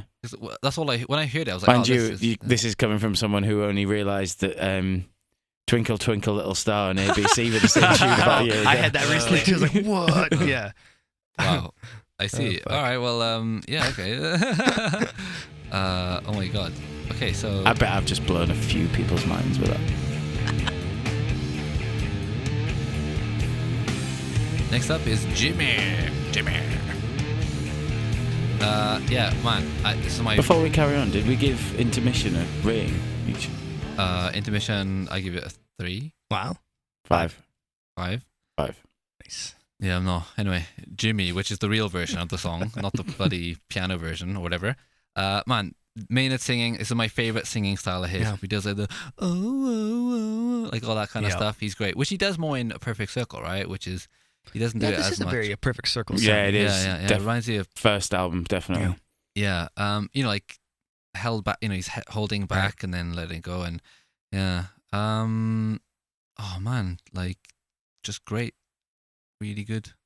But like once again, like I think this song we mentioned him, he kind of sings the vocal line the same as the riff, whatever. Mm-hmm. The music's more like in the back and he's doing his thing on this one. You could sing anything else over this, man. Yeah, like, you're right. It's really hard. Yeah, we should do like somebody get like a backing track of a Tool song and sing a different melody over it. See if it's better. Yeah. And once again, what the drums and what do you like what Tool is with the drums is that he's playing like a complicated beat, but it's not like overpowering. You know what I mean? Like sometimes Mastodon does that, where they like it's too complicated. Just like, dude, okay, yeah, it's drum rolls every bar. Like at the moment, we're in the middle of writing new songs, right? And like the Sweater Jet song, there's one part where it's like Jamie's doing like awesome fills, right? and then the next part is like a more melodic part, and then.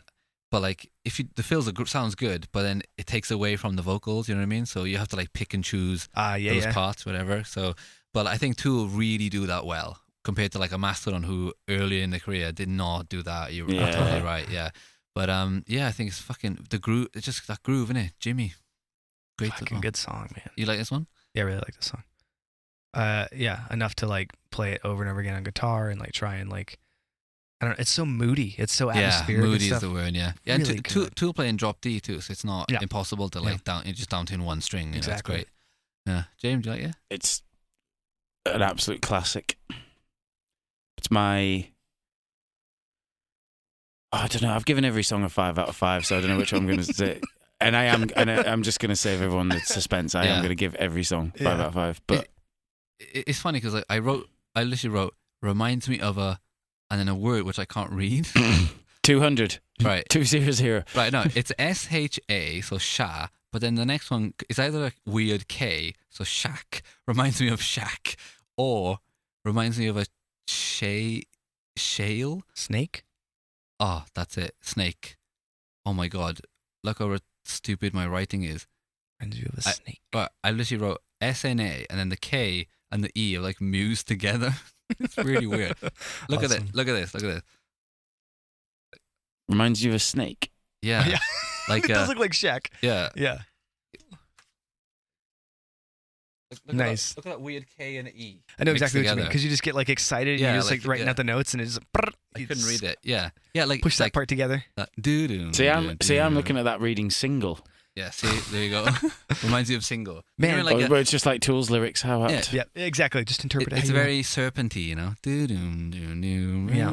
The buzz on that guitar. Oh, yeah. Fucking cool. Great. Adam Jones is a great guitar player.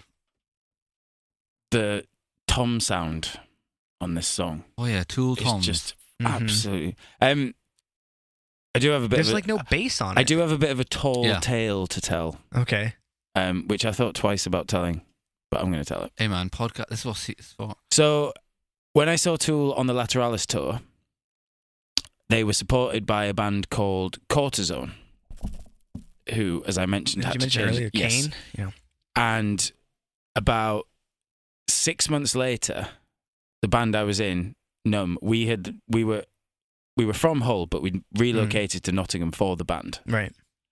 And Cortisone got a UK tour. Okay.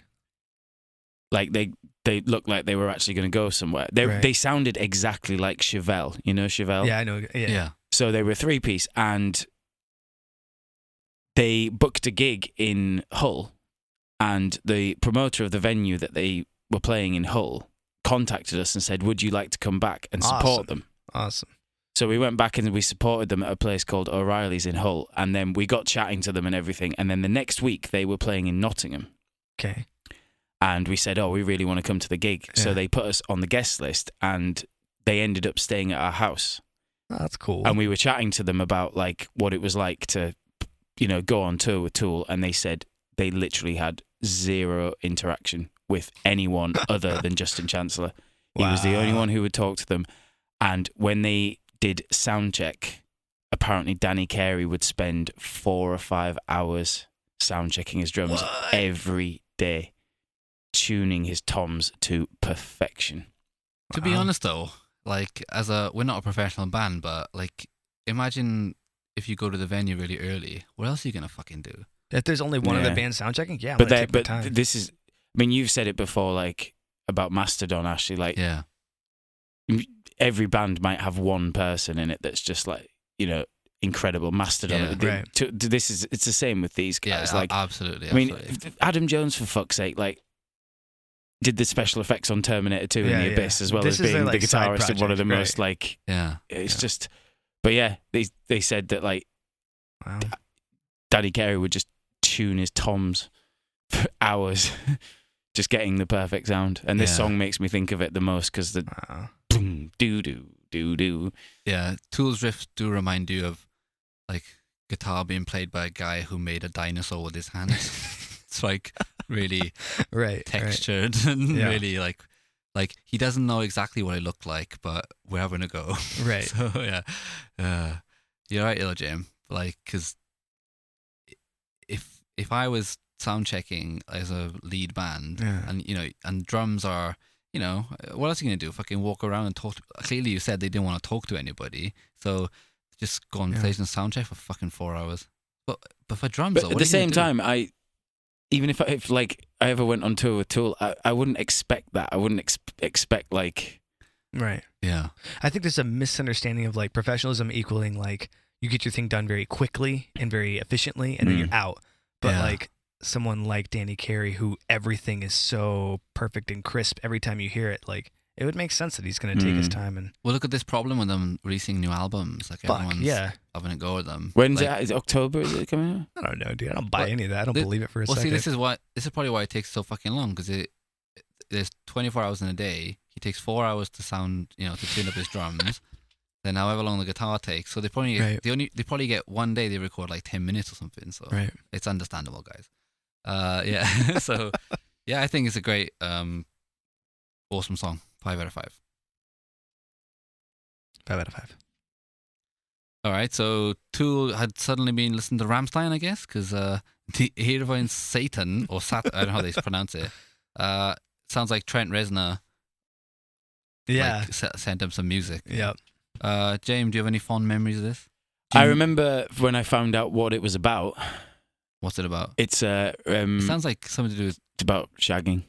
Oh, really? No, it's not really. It's a recipe for... Yeah, I thought so, yeah. Is it what? Quiche? I don't know. It's like quiche or something like that. It's because the very last line, I'm sure he says, "and 1 egg." Okay. Yeah. Yeah, it's a recipe for something that they basically made to sound like Hitler giving a speech. Huh. It's beautiful. Do you like it, Dave? Yeah. I adore it. I really don't know what it's about. Yeah. I've heard the recipe thing, so it just makes me want to listen to Rammstein. Yeah. But Rammstein's first album, which is hilarious. Why? I might ask Catherine, the German teacher at our school, to translate for me tomorrow. That'd be fun. Yeah. Do you ever listen to their first album? It's like the cover's amazing. They're all like shirtless on the front and it's orange forever. But it's so like German. It's like it's really the whole album is really German. It's like the beats, like it's kind of heavy, but it's still got that like really polka? Weird like like thing to it, like whatever. It's really it's really hard. I wish people could see your like neck movement with it, because that sells it. Yeah. The first song on listen to Rammstein's first album. Listen to the first track. It's like it's really long German word, but it's like and it's so good, but it's so terrible at the same time. Right. You know. Right. It is a weird country musical, isn't it? Yeah. David Hasselhoff is like. Oh God. Yeah, they do love it. All right, let's move on. Next up is Push It, spelled without a fucking space. It's Push It. It's one word. Or is it Push It? So Push It. No, I reckon they when they were typing it, it's a typing error, I reckon. Probably. So what's the purpose of calling it Push It like that? After you getting annoyed with people's analogies of Tool songs and stuff, you just coming out and saying it's a typing error. Yeah. No, I think it's a type error, but then they left it in and try to make up a cool story for it. Right. Push it. It's there's no space in it, which means like, there's no space in the freedom of your life, etc. Shit like that.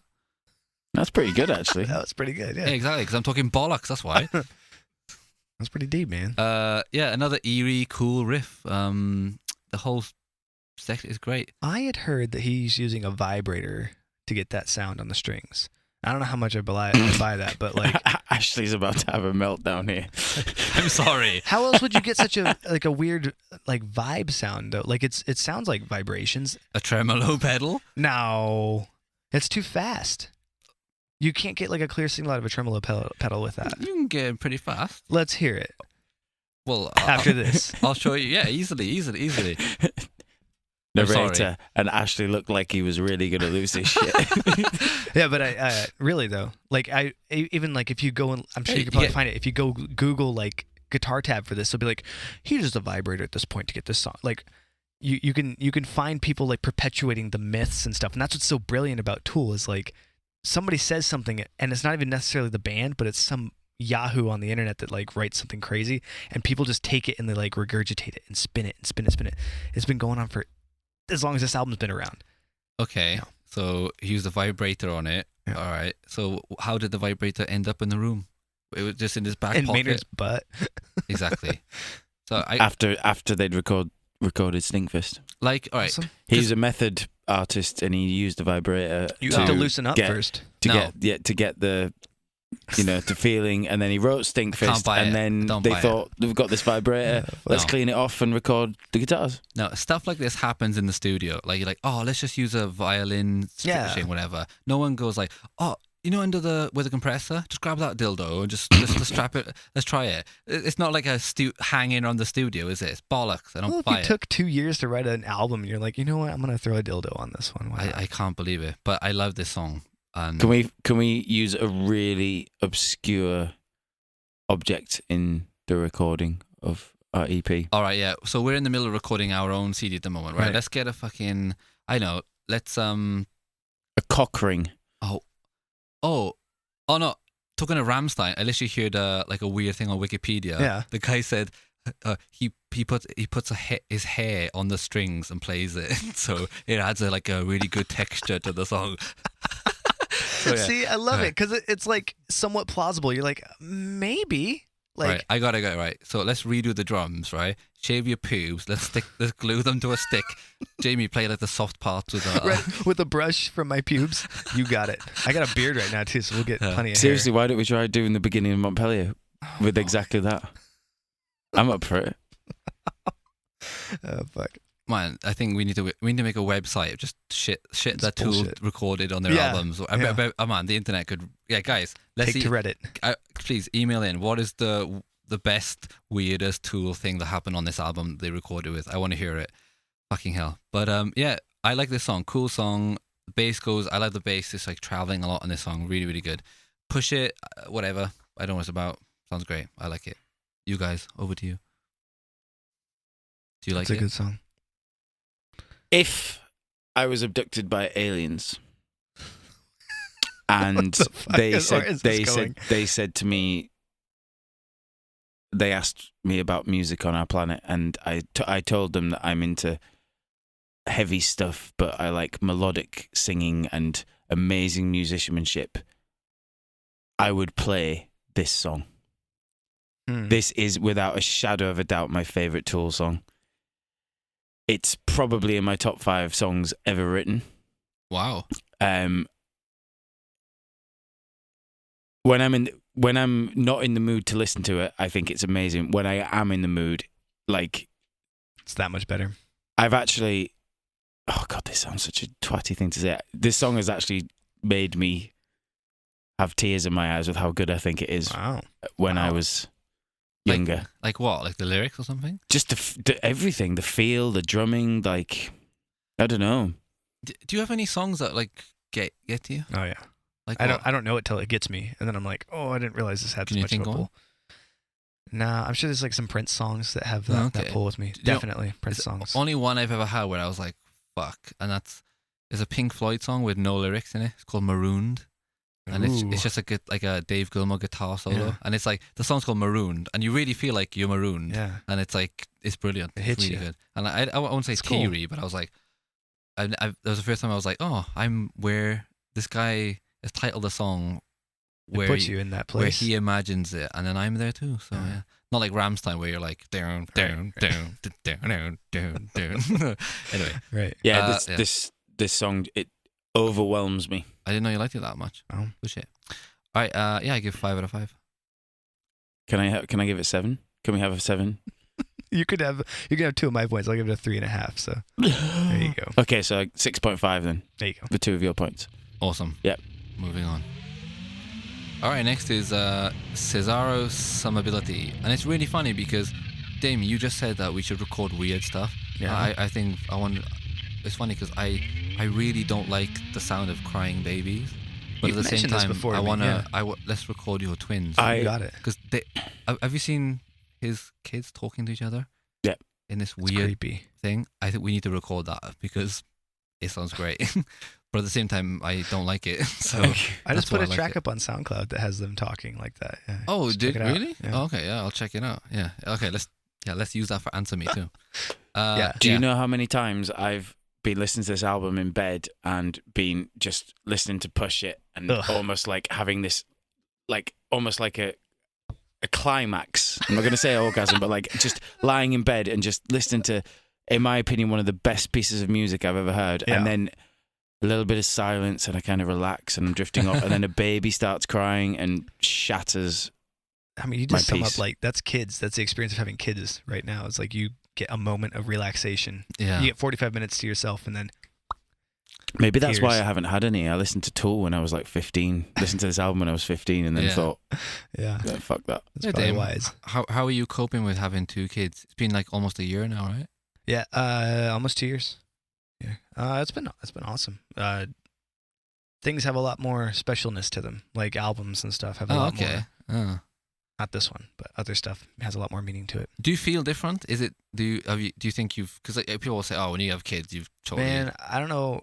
I just saw a study roll through on Google recently that talked about like hormonal changes in men. Yeah. And I totally get it. Like, I feel like I put on weight. I feel more empathetic. I feel like my testosterone has dipped huge. Like, I don't feel as aggressive. Yeah. Like, there's a weird thing that takes place. I don't know if it's just placebo or what. Are you like second guessing stuff? Like thinking, oh, it's not just going to affect me, it's going to affect them or whatever? No, I don't second guess myself too much, but I definitely make more decisions based on them. Like, okay, I see. Less of like, I want to do this, so I'm going to do it. It's more about like kids, constantly. Kids. Okay. One of my friends in England had one kid a year ago. And I was chatting to him a couple of months ago. And I asked him about The Walking Dead. Oh. And I said, "Oh, are you up to date?" And he said, "Oh, no." He said, "Can't watch it." He said, "I quit watching it once Archie was born." What? And he's like, "Yeah." He said, "I just can't." He said, "I can't deal with the violence." Yeah, man. Really it's weird. Yeah. See, that's why I'm worried. I don't want to change. That's why it's scary. Yeah. And I don't like this. 0 out of 5. I'm giving it 5 for nostalgia. I'm gonna give it a 3 because I like even it. The name Cesaro Summability. I mean, I can't even say that. Summability. Yeah. I think I have a friend who actually named their dog this. Cesaro Summability. Maybe it was Eon. Maybe it was something else. What's the other? Cesaro is a cool name. Yeah.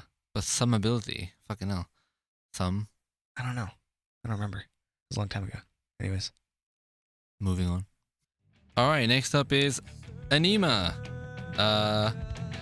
But it's spelled differently to the album. Mashmima. Oh, that's right. Yeah. It will be Ash, right? Ash. This is spelled differently, right? Looks like Ænema.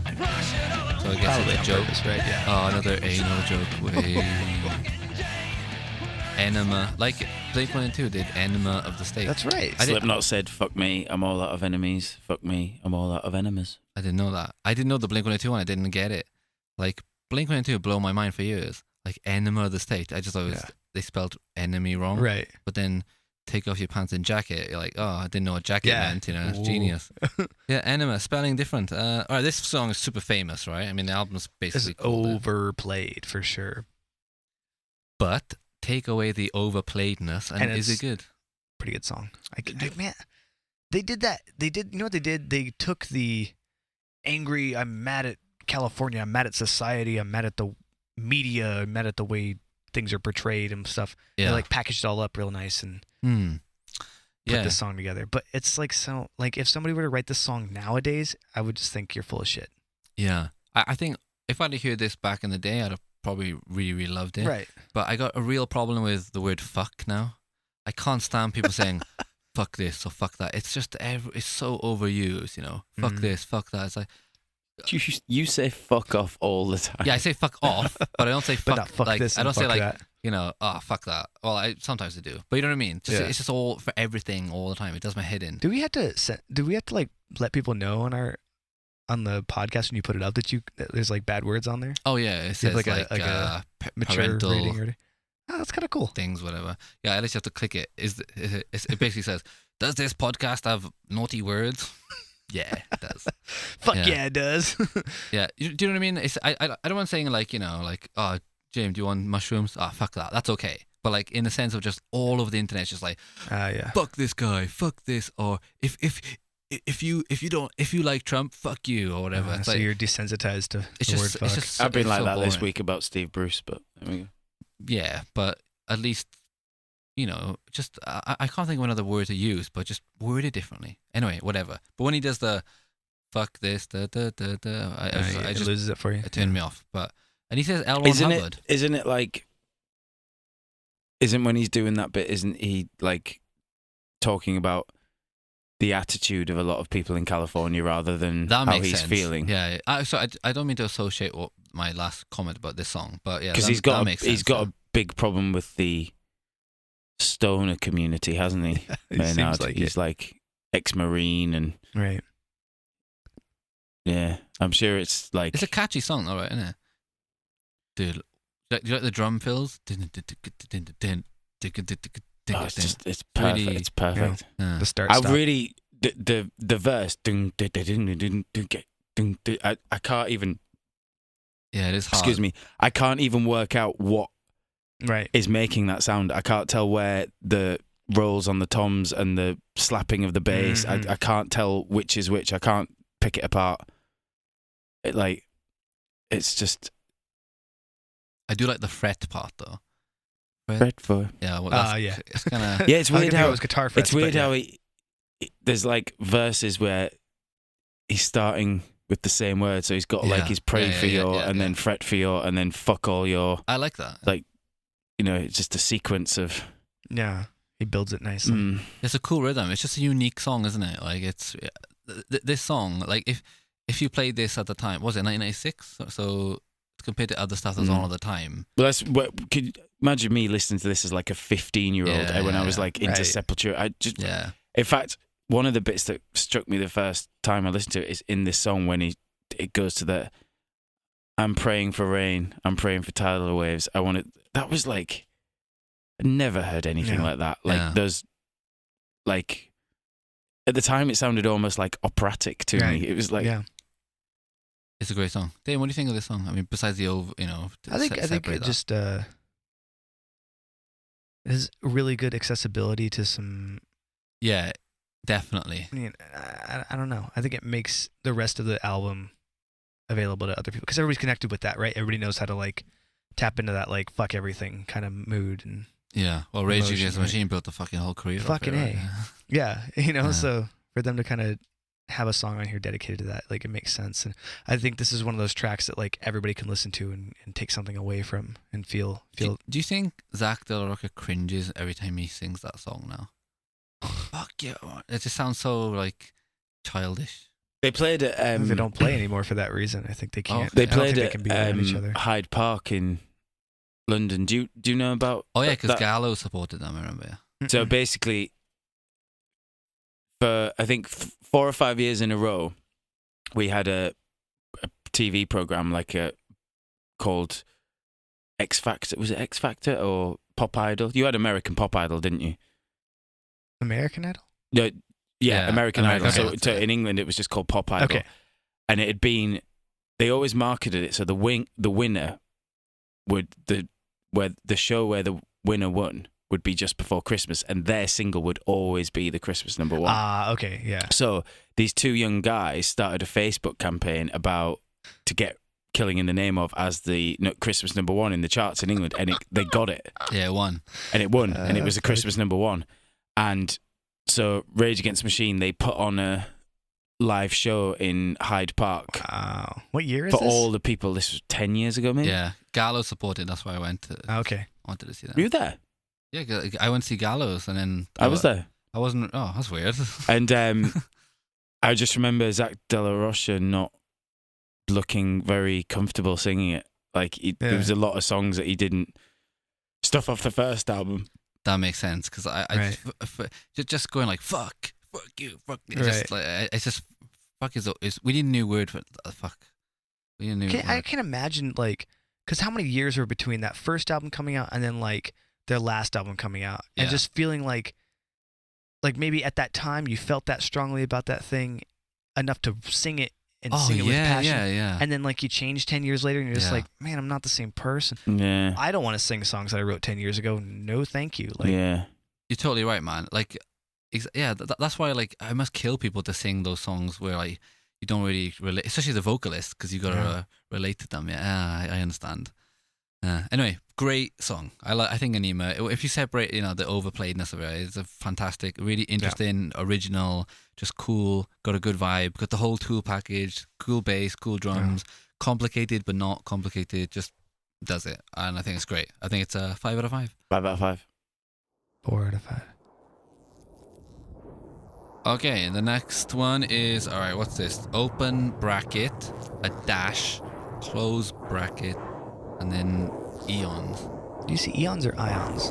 Well, I'd say eon. Eons. What if something's ionizing? You say It's different ionizing? spelling, isn't it?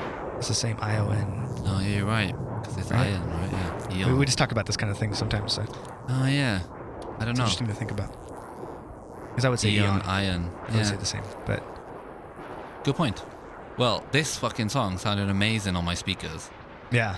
Like, in here. Fucking hell. Blew me away. But if it wasn't being played on these speakers, I don't think I would have really enjoyed it. Fuck. But, yeah, it's kind of like, pre-drinks before the party, isn't it? Because the next song is fucking epic. I heard that this song is a recording of some town being bombed or something like that. I don't remember. I think my father told me that. I think it's bullshit. Oh, But really? I think he told me that. I don't know where he read it. But What? yeah. So, Because he was like, the only thing that the only thing you would ever hear if you were going to be bombed by like, a jet or something is like this is like. oh, really? Oh, I read totally jet different. noises. What did you read? I read that it's about the first gorilla that ever did a thumbs up. That's so good. Oh, that's really good. Oh, God. Jane, what's this song about? I've got nothing to add. I've got nothing as cool to say as what you just said.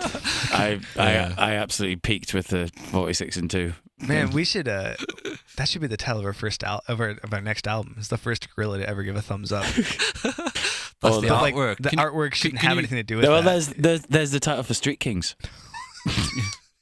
Yeah, we're in the middle, like we have fuck. working titles for songs. So like, we're in the middle of release, recording these 5 songs, but 3 of them got names and 2 are like working titles. Right. Yeah.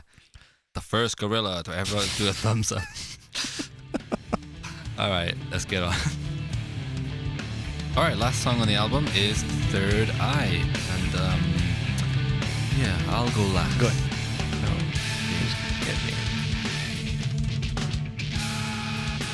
I was hoping someone would go first. All right, check it so out. This is like the sampler platter of fucking Tool songs. This is like what somebody go like, well, what is Tool? And you just like put this track on. I think this song sounds much more like 10,000 Days. Oh, yeah. 10,000 Days sounds like this. the first time I listened to 10,000 Days, I thought it all sounds like Third Eye. Yeah. Like just snippets. It sounds like they just smashed a bunch of shit together. And smashed is like the wrong word, but it's just like they just like that lines up. Like we could ring out here and then just start the next riff kind of thing. As Tool's progressed, I think they've kind of gotten away from traditional like chorus, verse, chorus songs. Like they've went into it and then they got back out of it, and then they went into it and they got back out of it, I think. So anyways, but man, the fucking last riff to like prying open my third eye part, fucking awesome. Cracking up my third pie. Yep. Fucking so powerful. That's another great fucking album name. Answer me. Cracking up with your third pie. Yeah, we should change. I agree. remember my first drink to cracking open my third pie. I remember my first pie. I'm my third. Yeah, all right, okay. So, Yeah. all right. Good album. So Or good track. well, because It's long. I would let you talk about it because I'm gonna start a dialogue before we finish. So, James, what do you think? Okay, I'm really interested to what you want to say, so I'm just gonna give it 5 out of 5 and have You done with really it. like it? I fucking love it. All right. So In conclusion, I've given every track on this album 5 out of 5. Yeah.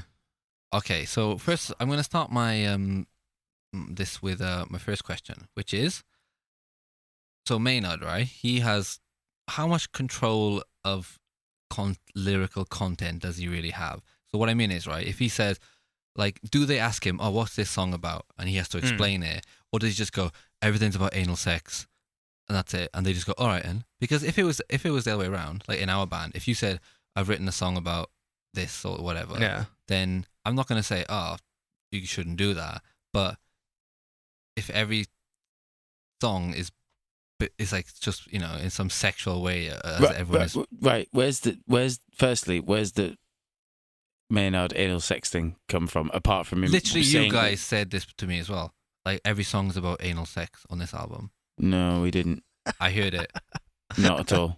I probably said it. I don't know. Go back to podcast and oh yeah. We did talk about that. Yeah, you did talk about it. I didn't say that. I did because I don't think it. Maybe every is a stretch, but a lot of them anyway. Yeah. And then even when I Google them online, all I get is that. And I digress. I think Stingfist is about anal sex. Maynard said it, and then people have made their own things. Exactly. So, but how much lyrical content does he really get? Like, because what I mean is he's done a side project, right? He's done thing, but with Tool, technically it's not a side project. Yeah, sorry. I'm just fucking with you. No, you're right. You didn't say that. He doesn't right? want it to be a side project. Yeah, right. But like, he's obviously he's fulfilled, right? In his, he seems like he has a lot going on, right? Yeah. So like, do you think that because they seem to have a lot of control over the music, right? They're like obsessed about, you know, this new album is taking a long 4 time. 4-hour sound check, yeah. Right. So and like they're taking a long recording, but with the lyrics, are they just like, oh, man, do what you want? Right. Or are they like, make sure you sing about this, make sure you do this cadence on this part, whatever. Right. Like, is Maynard singing over it, or is he listening to the other guys? How does it work with the band? Like, do you have any insight into that? How do they do it? No, I don't know what their writing process looks like because they don't let people in. Yeah, exactly. They don't have anything documented. Like, I'd love to know. Is this like where like look, from judging Maynard's vocals on Perfect Circle and Pucifer? Mm-hmm. Yeah. It would seem that the members of Tool are managing what he's singing. Yeah, because he's much more imaginative with his melody lines in other stuff he does. Yeah, but as for lyrical content, exactly. So like, if he's writing the lyrics, how are they controlling the dictation of how he sings too? Right. Because they seem to be really control freaked about the music, but then are they just free with the lyrics, whatever? Because he doesn't seem to mind it, does he? He's like, let them do what they want. So, yeah, right. I'm interested to know, like, because it seems like he's really comfortable. It feels like he's singing from his head. But at the same time, when you hear about them being like really obsessive and shit, does he have that freedom? Like, yeah, that's a weird thing. Yeah, like, and then it makes you wonder about the dynamics in the band. Like, exactly. That's what I wanted to talk about. Because like, obviously he kind of jokes about like what songs are about, you know? Right. Like, exactly. Yeah. So is he doing that because like he doesn't give a shit because whatever those guys pushed it on me, so he doesn't really care in either way. So that's what I mean. It's like like personally, all due respect to you, yeah, I don't know what like half our songs are about. Yeah, exactly, because you've written the lyrics and that's your thing. And you'd be like, this is the line, sing it, and like that's fine, that's okay. But like if we're gonna have an interview, I have no. Aside from a joke, I can't go talk to somebody about like well, we got asked recently about what is the song about, and I had written the lyrics for it, so I got to kind of talk about it. But even then, like I don't want to talk about my lyrics either. Like exactly, you know. But because of the whole like, you know, he kind of says what a song is in a joking way. Yeah. So I wonder how much control it really has. Is it Tool, and then Maynard's just literally hired as a vocalist? Or is he part of the band? Let's get him on the podcast. Yeah, we'll have to ask him. No, but he's going to be mean to us. Guys, I would like to hear about it. Yeah, and I think this is a good song, but I don't get the massive love for it. Like, it seems to be everyone's favorite song that I've on the read album. about. Yeah. And I think it's cool, but like, I think the topic is cool, but you know, the third eye or whatever. But I don't think the music is as powerful. It's about because Adam Jones is a huge Lord of the Rings fan. Oh, okay. About Sauron. Ah, the third eye. Is it fuck? Yeah. Oh, it's not bad, James. Not bad. Wait a minute. How in Lord of the Rings there's only one eye, right? Mm-hmm. So do you think the big question there? Did Sauron have a dick? Sauron was a dick. Did he wear the ring on his dick? Awesome. No, because we saw the part where he chops the finger off, isn't he? He's on his ring. What a knobhead. Why the hell's he wearing the fucking ring on his finger? Yeah, like, just come on. Put it in your pocket. Like, you know, you got this huge suit of armor and he's putting it in his fucking Put it finger. under the armor. Exactly, Fuck. you know. Jesus Christ. Yeah, but anyway, James. Good topic. But yeah, I don't get this song. I don't get why somebody would be like, "It's my favorite song," because it just. Oh man, it doesn't. I read a lot of things and a lot of people love the song, but I don't get it that much. I don't think it's as strong as the other songs. But I think it builds well. It's cool. I don't like that little spoken part. I agree with Damien. It's like a series of moments, And some people like that. and it's very much you know. in the same vein in my mind as 46 and 2, but 46 and 2 is a song. This is just exactly. That's what I'm saying. Yeah. This is just like a. You're right in a sec then where you said, you know, this is what Tool is. You know, it's a good example of that. Like a Blu-ray you use to show off your TV or whatever. You know? Right. Like Avatar. Has fireworks on it. Yeah. Everyone bought Avatar just so they could be like, look how nice it is. Yeah. Well, I think it's a good album, but I still prefer Lateralis to this album, and I would agree with you, man. I think Lateralis might be the. But James, you love this one, right? This is my favorite by a mile. All right, so coming up next, right? So we had an email from a man named Patrick Hoskin who said, "Would you ever consider doing Mushroom Head's XX?" Mushroom Head. I've listened to that album before. It's been a while, but yeah. So yeah, we had a bunch of. So these are the latest requests we've had. Okay. Tell me if you know these bands. The Lonely Position of Neutral. Is that a band or is that an album? Band name. The album's called Trust Company. Do you know this band, James? I do know that band. I can't think of it. The Lonely Position of Neutral. Yeah. Next one is Tantric. Nope. Again, I've drawn a blank. Oh, these are all. Days of the New. Days of the New are fantastic. All right. But you two will absolutely fucking hate them. They were like a young Alice in Chains, like acoustic, like grungy, stonery kind of stuff. Weezer, the Blue Album. I like that one. Fucking brilliant. Love it. Very good. I haven't listened to it in a while, but and then Silverchair, Freak Show or Neon Ballroom. Neon Ballroom is a superb album. All right. Silverchair was so underrated, man. Yeah. Right. What was the first album? Really. Position of Neutral. The Lonely Position of Neutral. The Lonely Position. Fuck. I've definitely owned that album on a CD. Were you, when you were younger, Jamie? Did you have like the CD case with like all your stuff cataloged and like lined up? Were you one of those guys, like a audiophile kind of person? Absolutely. Yeah. And now I'm an adult. I'm the most disorganized motherfucker in the world. But when I was a kid, my room was just like, my CDs were like my pride and joy. I had 2 shelves the size of that wall. And I bought shit, and but I do the same with Blu-rays now. I buy Blu-rays that I don't watch. You have a nice collection, but I don't watch them. What? I always watch someone. I just really? The Lonely Position of Neutral. Huh. It's not a French band called Out, is it? No idea, but yeah, this is a request. So yeah, what are we doing next, guys? So I would lean Silverchair or God, what was the other one that you threw? All right, so I wanted to do one that we want to do, and then one that's a request. What's one that we want to do? Well, you said Neon Ballroom is good? Yeah, but that's a request. Yeah, so one that we want to do. Who's next? You, right? I don't know who the fuck's next. Just let me... regarding the... there's one Silverchair album that I really love, but again, because I just listened to it, like... All right, well, let's do... It's Neon Ballroom. Yeah. Let's do Silverchair, Neon Ballroom, okay. And then, Dame, you can choose the next one. What do you want to do?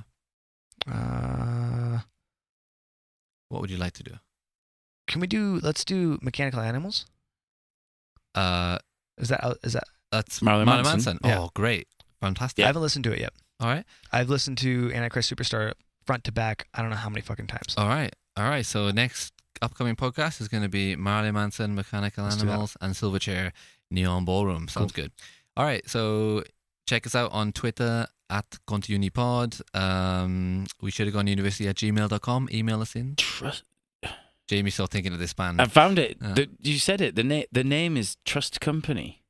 It's the Lonely Position of... Yeah, but the band name is Trust Company. Oh, I got it wrong way around. Yeah, Trust Company is the band. Lonely Position of Neutral is the album. My boob. Whoops. Okay. Oh, cool. Well, coming up in the future. You can check us out on Patreon We Should Have Gone to University. Give us money for mics. Yeah. And beer. And that's it. Oh my God, we're never gonna use Patreon money for beer. Definitely are. That's about it, really. I mean, that's it. Tool, great band, and we'll definitely come back to more in the future. Yep. I had fun. All right, see you guys. Bye.